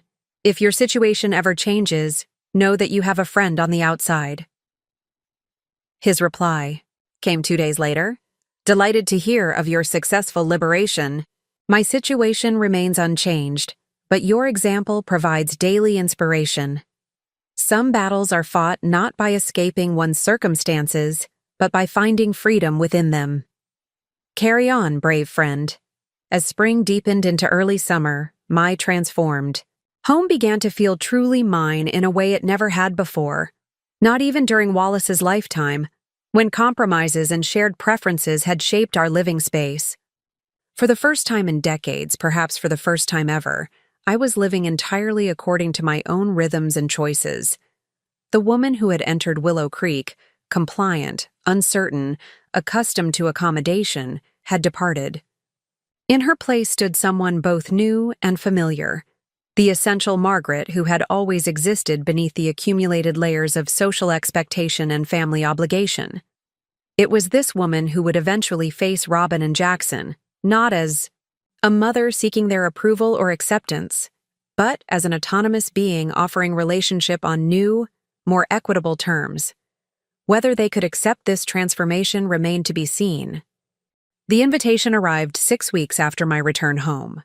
A beautifully printed card from the Wallace Harris Memorial Foundation for Educational Opportunity, requesting my presence at their inaugural scholarship awards ceremony. Though I had established the foundation and transferred the bulk of my assets to fund it, the day-to-day operations were managed by a board of trustees, professional educators who shared Wallace's passion for accessible education. I had deliberately maintained distance from the foundation's activities, wanting its mission to develop independently of my personal situation. This invitation marked their first direct outreach, their first acknowledgement of me not just as the founder, but as someone they wished to publicly honor. The ceremony was held at the university where Wallace had occasionally taught evening history courses after retiring from the high school. The auditorium was modestly filled, perhaps 100 people, including the scholarship recipients, their families, board members, and university officials. I sat in the reserved front row, unexpectedly nervous.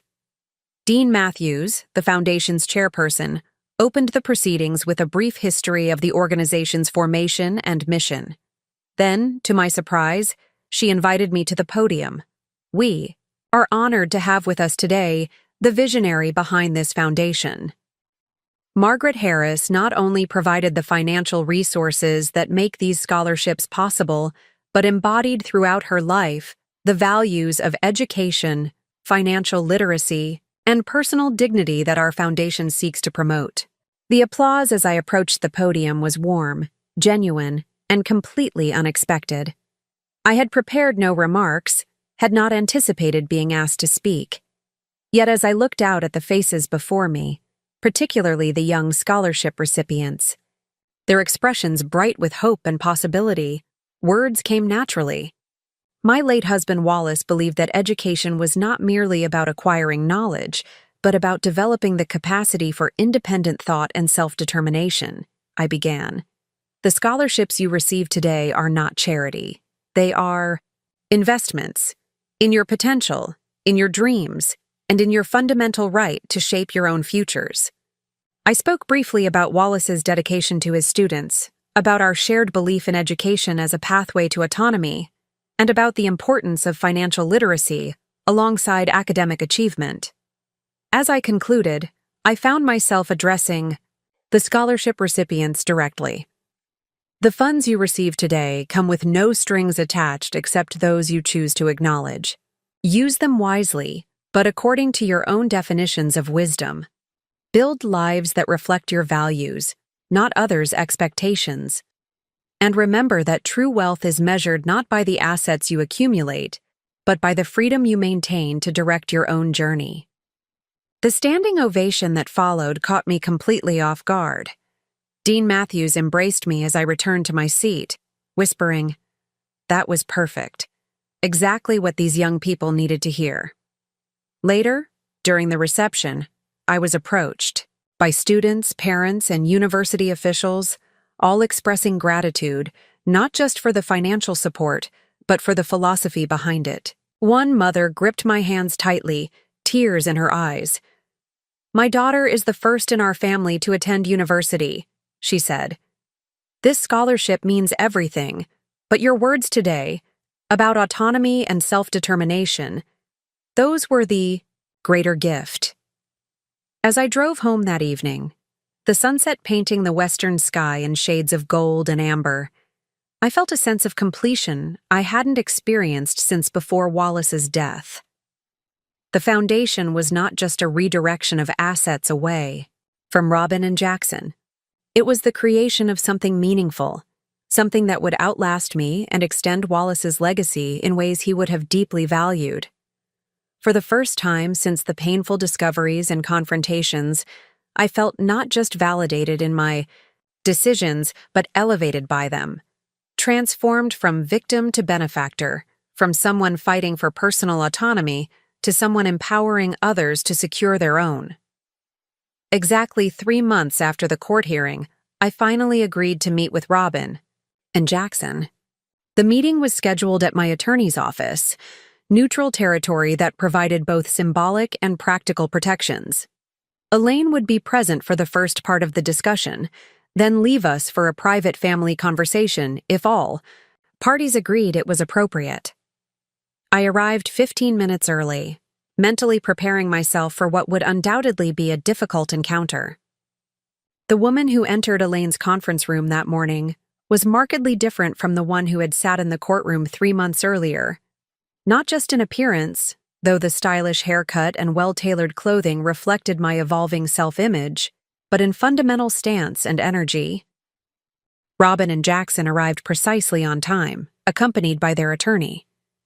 Robin looked thinner than before, shadows beneath her eyes suggesting ongoing stress. Jackson's demeanor was subdued, his usual confident bearing noticeably diminished. They sat across the table, avoiding direct eye contact. Their attorney spoke first, outlining their desire for family reconciliation and proposing a structured visitation schedule that would rebuild trust while respecting boundaries. The proposal included regular supervised visits, gradual reintegration into family events, and a path toward potential financial restoration, contingent on demonstrated good faith. When he finished, Elaine turned to me. "Mrs. Harris, would you like to respond?" I looked directly at my children for the first time since entering the room. "I appreciate the structured approach," I began, my voice steady and calm. "But I think there's a fundamental misunderstanding here. I'm not a wayward child needing to be reintegrated into the family. I'm not on probation, requiring supervised visits to prove my reliability. I am your mother, but I am also an autonomous individual with the right to determine my own relationships." Robin's eyes filled with tears. Jackson's jaw tightened. "The court has confirmed my competence," I continued. The financial evidence speaks for itself. Any reconciliation must begin with acknowledgement of those realities, not proposals that subtly reinforce the dynamics that brought us to this point. Mom, Robin finally spoke, her voice breaking slightly. We were worried about you. Maybe we went about it wrong. But our intentions— Were your intentions behind the $247,000 taken from my accounts? I asked quietly. Were those transfers motivated by concern for my welfare? Jackson flushed dark red. That was different. We were managing family resources during a difficult time. Without my knowledge or consent, I pointed out. That's not management. It's misappropriation. The conversation stalled into uncomfortable silence. Their attorney attempted to redirect toward common ground and family values, but I raised my hand to interrupt. I think we need that private conversation now, I said, looking to Elaine. She nodded, and after a brief conference, both attorneys agreed to step out, leaving me alone with my children. Once the door closed, the pretense of formal negotiation dissolved. Robin began crying in earnest. Jackson stared at the table, jaw working as if chewing unspoken words. I didn't come here to cause you pain, I said softly. But I can't pretend the past months didn't happen. I can't act as if your actions didn't. Reveal something fundamental about how you view me and my place in your lives. It wasn't like that, Robin insisted through tears. We were trying to protect your assets, our family legacy. My assets, I corrected gently. Earned through my work, managed through my decisions, designated according to my values, not a communal resource to be allocated by committee. Jackson finally looked up, anger and hurt competing in his expression. So you're punishing us, taking everything we thought would be ours someday and giving it to strangers? The question revealed more than he perhaps intended. The lingering resentment, the continued sense of entitlement, the perception of my choices as punitive rather than principled. I'm not punishing you, I replied. I'm making choices that align with my values, just as you made choices that aligned with yours. The foundation honors your father's lifelong commitment to education. The trusts I've established for you, while smaller than you anticipated, remain substantial gifts, not obligations I owed. Robin brushed tears from her cheeks, visibly struggling to regain composure. What about family? Doesn't that mean anything to you anymore? The question struck at the heart of our conflict. This fundamental difference in how we defined family obligation. Family means everything to me, I replied carefully. But family should be built on mutual respect, not control. On love, not ownership. On supporting each other's autonomy, not managing each other's resources. That sounds nice in theory, Jackson said bitterly. But the reality is, you've cut us out of your life and your estate because we made one mistake.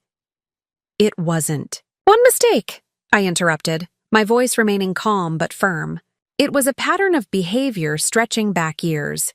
The unauthorized transfers, the secret consultations with lawyers about having me declared incompetent, the immediate move to sell my house after placing me in Willow Creek.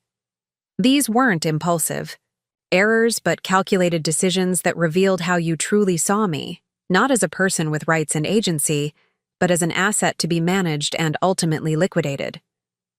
The starkness of my assessment seemed to shock them both into silence. I'm not saying reconciliation is impossible, I continued more gently, but it must be built on new terms. I will not be monitored, supervised, or managed. I will not justify my spending or explain my choices. I will not be treated as diminished or incompetent because of my age. Then what do you want from us? Robin asked, genuine confusion in her voice. The same thing I've always wanted, to be seen and respected as the person I am, not the person you find it convenient for me to be. To have relationship, not oversight. To be your mother, but also myself. Jackson shook his head slowly. I don't even know what that means in practical terms, It means we start with small, ordinary interactions, I explained. Perhaps lunch once a month in a public place. Phone calls that don't include questions about my finances or living arrangements. Holiday gatherings where I'm treated as a participant, not a responsibility. And the money? He asked, the question clearly foremost in his mind. The foundation? The trusts? That's all finalized? No going back? The financial arrangements are complete, I confirmed. And focusing on what can't be changed will only prevent us from building what might still be possible. Robin wiped her eyes again. I don't know if I can just move forward and pretend none of this happened. I'm not asking for pretense, I said. I'm suggesting that we acknowledge what happened and choose consciously how we want to proceed. The past can't be undone, but it doesn't have to dictate our future unless we allow it to. The remainder of our meeting was tentative, uncomfortable, but not entirely without hope. We agreed to a simple lunch the following month, just Robin. And me at first, with Jackson to follow if that initial meeting went well. There were no promises beyond that, no grand commitments to immediate reconciliation. As they prepared to leave, I reached into my purse and withdrew the 3 sealed letters I had written before the court hearing, the ones I had been uncertain whether to send. I handed Robin and Jackson their respective envelopes. When you're ready, these might help you understand my perspective better, I said. They're not accusations or defenses, just honest reflections on our relationship and my hopes for its future. Whatever form that might take. Jackson took his letter without comment, tucking it into his jacket pocket. Robin held hers in both hands, staring at my handwriting on the envelope as if trying to decipher a code. What about Donnie? She asked suddenly. We know you've been in contact with him. He's an adult making his own choices, I replied simply. Just as we all are. After they left, I remained seated in the conference room, feeling strangely hollow, yet unburdened. The confrontation I had dreaded for months was behind me now. It had brought neither the vindication of complete understanding nor the closure of true reconciliation. Only the quiet acknowledgement that some fractures can be managed, but never fully healed. Elaine returned, sitting beside me without speaking, offering silent support. Do you think families ever really recover from something like this? I finally asked her. She considered the question carefully before answering. Some do, some don't. But either way, you've created the possibility for something new to grow, even if it's not what existed before. The lunch with Robin took place exactly as planned, at a small French bistro downtown, public enough to encourage civil behavior, but quiet enough for genuine conversation. I arrived first, selecting a corner table that offered both privacy and a view of the restaurant's entrance. When Robin appeared precisely at noon, I noticed she had taken unusual care with her appearance. Her hair freshly styled, her outfit more formal than the occasion required. You look lovely, I said as she settled into her seat. That color suits you. She seemed momentarily surprised by the ordinary compliment, then offered a small smile. Thank you. You look well too, Mom. Different somehow. I feel different, I acknowledged. More myself, perhaps. The conversation that followed was cautious but not entirely artificial.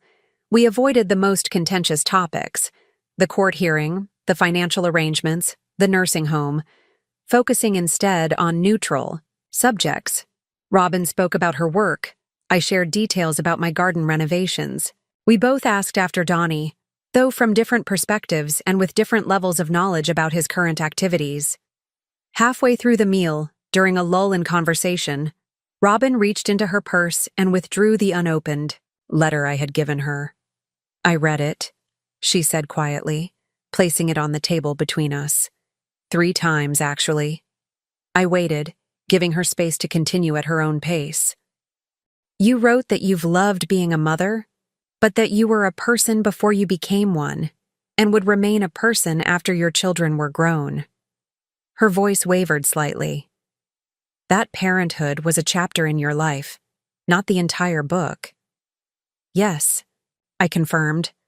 Not because I love you less, but because my identity encompasses more than just being your mother. She nodded slowly. I never really saw you that way. As someone separate from us. From your role in our lives. Her fingers traced the edge of the envelope. You also wrote that the money was never meant to be a leash. It wasn't, I said.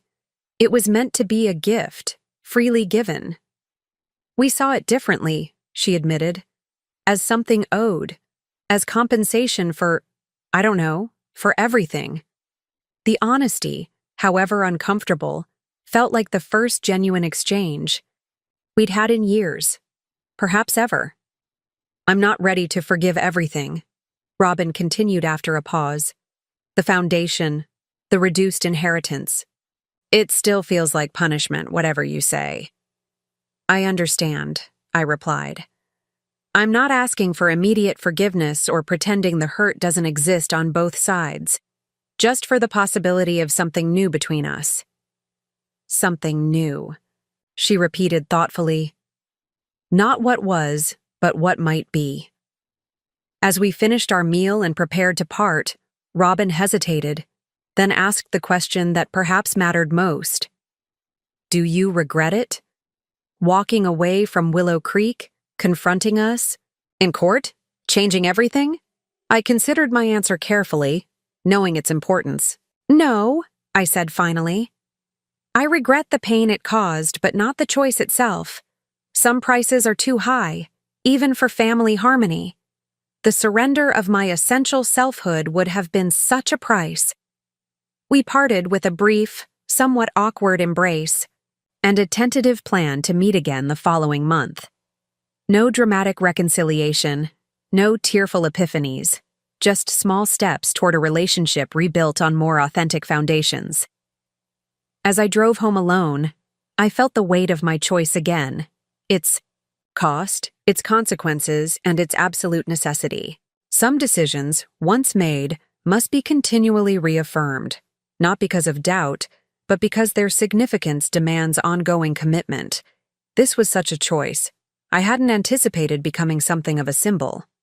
It began with a small story in the local newspaper, a human interest piece about the Foundation's scholarship program, including a brief mention of its unusual origin. The reporter, more thorough than I expected, had uncovered public court records from the guardianship hearing and included a paragraph about my legal battle for autonomy against my own children. The story might have ended there, confined to local interest had it not been for a popular blog focused on elder issues that picked it up, expanding the narrative and framing it within larger societal concerns about aging, family dynamics, and financial control. From there, it snowballed. A national magazine interview, a radio segment, invitations to speak at senior advocacy groups. You've struck a nerve, Daniel commented during one of our regular phone conversations. We had remained in contact after my departure from Willow Creek, and he had recently moved to assisted living facility of his own choosing, a significant victory he attributed partly to my example. Your story isn't just personal anymore. It's become a mirror reflecting issues many families never discuss openly. He was right.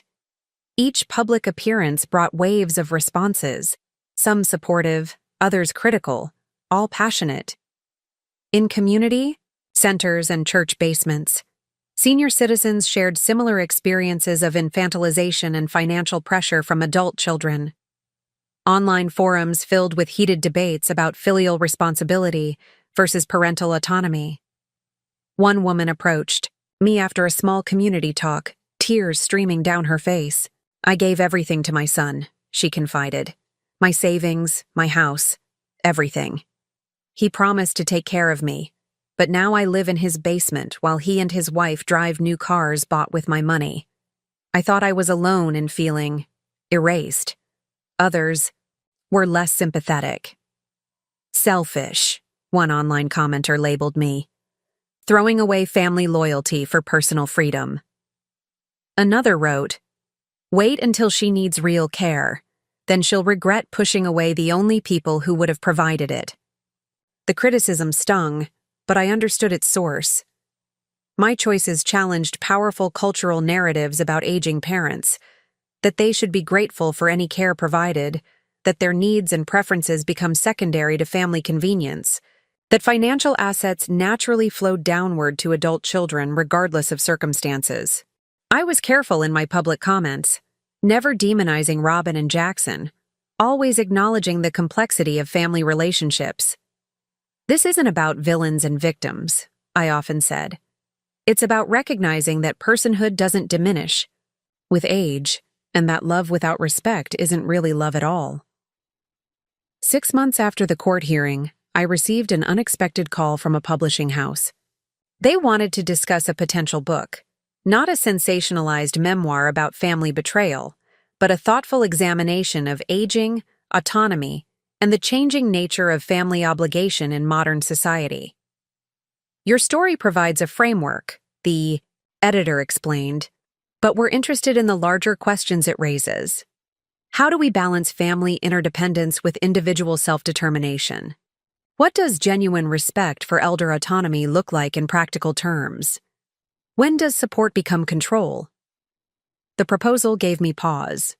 Writing such a book would mean greater public exposure, potential additional strain on my already fragile relationship with Robin and Jackson, and a significant commitment of time and energy. Yet it also offered an opportunity to transform personal pain into collective insight, to expand the conversation beyond my individual circumstances to broader, social questions. After careful consideration and consultation with Elaine, who reviewed the contract with professional thoroughness, I agreed. The advance was modest. I had insisted that any proceeds beyond expenses go to the foundation. But the opportunity felt significant in ways that transcended financial compensation. "You're not just reclaiming your own narrative," Donnie observed, when I told him about the project. "You're helping others reclaim theirs." His support meant everything, especially as Robin and Jackson had responded to news of my growing public profile with renewed distance. Our tentative reconciliation had stalled, each public mention of the conflict reopening wounds still tender from the initial confrontation. "They'll come around," Daniel assured me during one of our calls, though neither of us really believed it. Or they won't. Either way, you're living your truth. Living my truth. The phrase might have seemed trite in another context, but it captured something essential about the path I had chosen.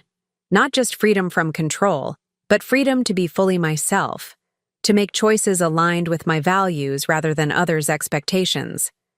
To stand firmly in my own authority, even when doing so disrupted comfortable patterns of relationship. As autumn turned toward winter, I began the slow, deliberate process of gathering material for the book, each interview and conversation reaffirming the choice that had set everything in motion, the refusal to disappear quietly into a diminished version of myself, regardless of the cost. The first anniversary of my departure from Willow Creek arrived with surprising gentleness. I had anticipated some visceral reaction, perhaps renewed anger or lingering grief, but instead found myself greeting the day with quiet contemplation. I spent the morning in my garden, which had evolved as significantly as I had over the past year. The formerly labor-intensive beds had been thoughtfully redesigned for accessibility and sustainability. Native plants that required less maintenance now comprised the majority of the landscape, though I had maintained special sections for my beloved English roses and the herbs I still use daily in cooking. As I carefully pruned a lavender bush, breathing in its calming fragrance, I reflected on the journey of the past year. The court battle that had seemed so definitive at the time now appeared as merely one chapter in a longer narrative of transformation. The pain remained, but its edges had softened, contextual rather than consuming. That afternoon, I met Daniel for lunch at a riverside cafe. Since moving to his chosen assisted living community, he had thrived, teaching literature classes for fellow residents, establishing a classical music appreciation circle, even beginning a modest romantic relationship with a retired concert pianist. At 83, he embodied the principle that had guided my own choices. That age might change our circumstances, but need not diminish our essential personhood. A year, he mused, raising his glass in a subtle toast. Does it feel like victory? I considered the question carefully. Not victory, I replied finally. Resolution, perhaps, or alignment. The sensation of living in accordance with one's deepest values, whatever the cost. He nodded, understanding instantly what others might have required paragraphs to grasp. The unexamined life and all that, he said with a small smile, though Socrates never mentioned how damned uncomfortable the examined one can be. We shared a knowing laugh, the kind possible only between those who have walked similar paths. Later that evening, alone in my study, I opened the leather-bound journal I had begun shortly after returning home. Its pages chronicled not just events but evolving insights, the gradual clarification of principles that had guided my choices, often implicit until circumstances forced their articulation. On a fresh page, I wrote, "A year ago today, I chose freedom over accommodation, authenticity over approval, self-respect over family peace. The cost has been substantial, relationships strained, perhaps permanently altered, moments of doubt and isolation, the ongoing grief of opportunities lost. Yet the alternative would have cost something far more precious: my fundamental dignity, my right to self-determination, my accountability to the woman I have been becoming throughout 8 decades of life. What I know now that I could not have articulated then, that love without respect becomes a subtle form of ownership, that generosity, when expected or demanded, ceases to be a gift and becomes tribute, that family obligation, separated from mutual regard, corrupts both the giver and receiver, that aging does not require the surrender of agency, only the wisdom to adapt how that agency is expressed. Most importantly, that we teach others how to treat us not primarily through words, but through the boundaries we establish and maintain, the expectations we accommodate or refuse, the vision of ourselves we insist upon even when others find it inconvenient. The $3 million that sparked this journey was never about the money itself, but about what it represented, the tangible manifestation of my lifetime of careful stewardship, the concrete expression of values I held sacred, the resource that revealed the true nature of relationships I had perhaps misunderstood for years. In redirecting those funds from inheritance to foundation, I was not punishing my children, but liberating us all from patterns that diminished rather than elevated our humanity. Whether they ever recognize this truth is beyond my control. What matters is that I have aligned my resources with my values, my choices with my deepest understanding of what constitutes a life well lived. I closed the journal, feeling the truth of those words settling into my bones. Outside my window, the garden lay in evening shadow, resting but vital, adapting to changing seasons while maintaining its essential character. Like me. The phone rang, interrupting my reflection. Donnie's name appeared on the screen. "Grandma? Just checking in. I remembered what today is." The simple acknowledgement brought unexpected tears to my eyes. "Thank you, sweetheart. I'm doing well." "I figured you might be," he said, and I could hear the smile in his voice. "You're the strongest person I know." Not strong, I thought as we continued our conversation. Just clear about what matters, what doesn't, what can be compromised, and what must be protected at all costs. The clarity had come at a high price, but it was worth every penny of $3 million. Up next, you've got 2 more standout stories right on your screen. If this one hit the mark, you won't want to pass these up. Just click and check them out. And don't forget to subscribe and turn on the notification bell so you don't miss any upload from us.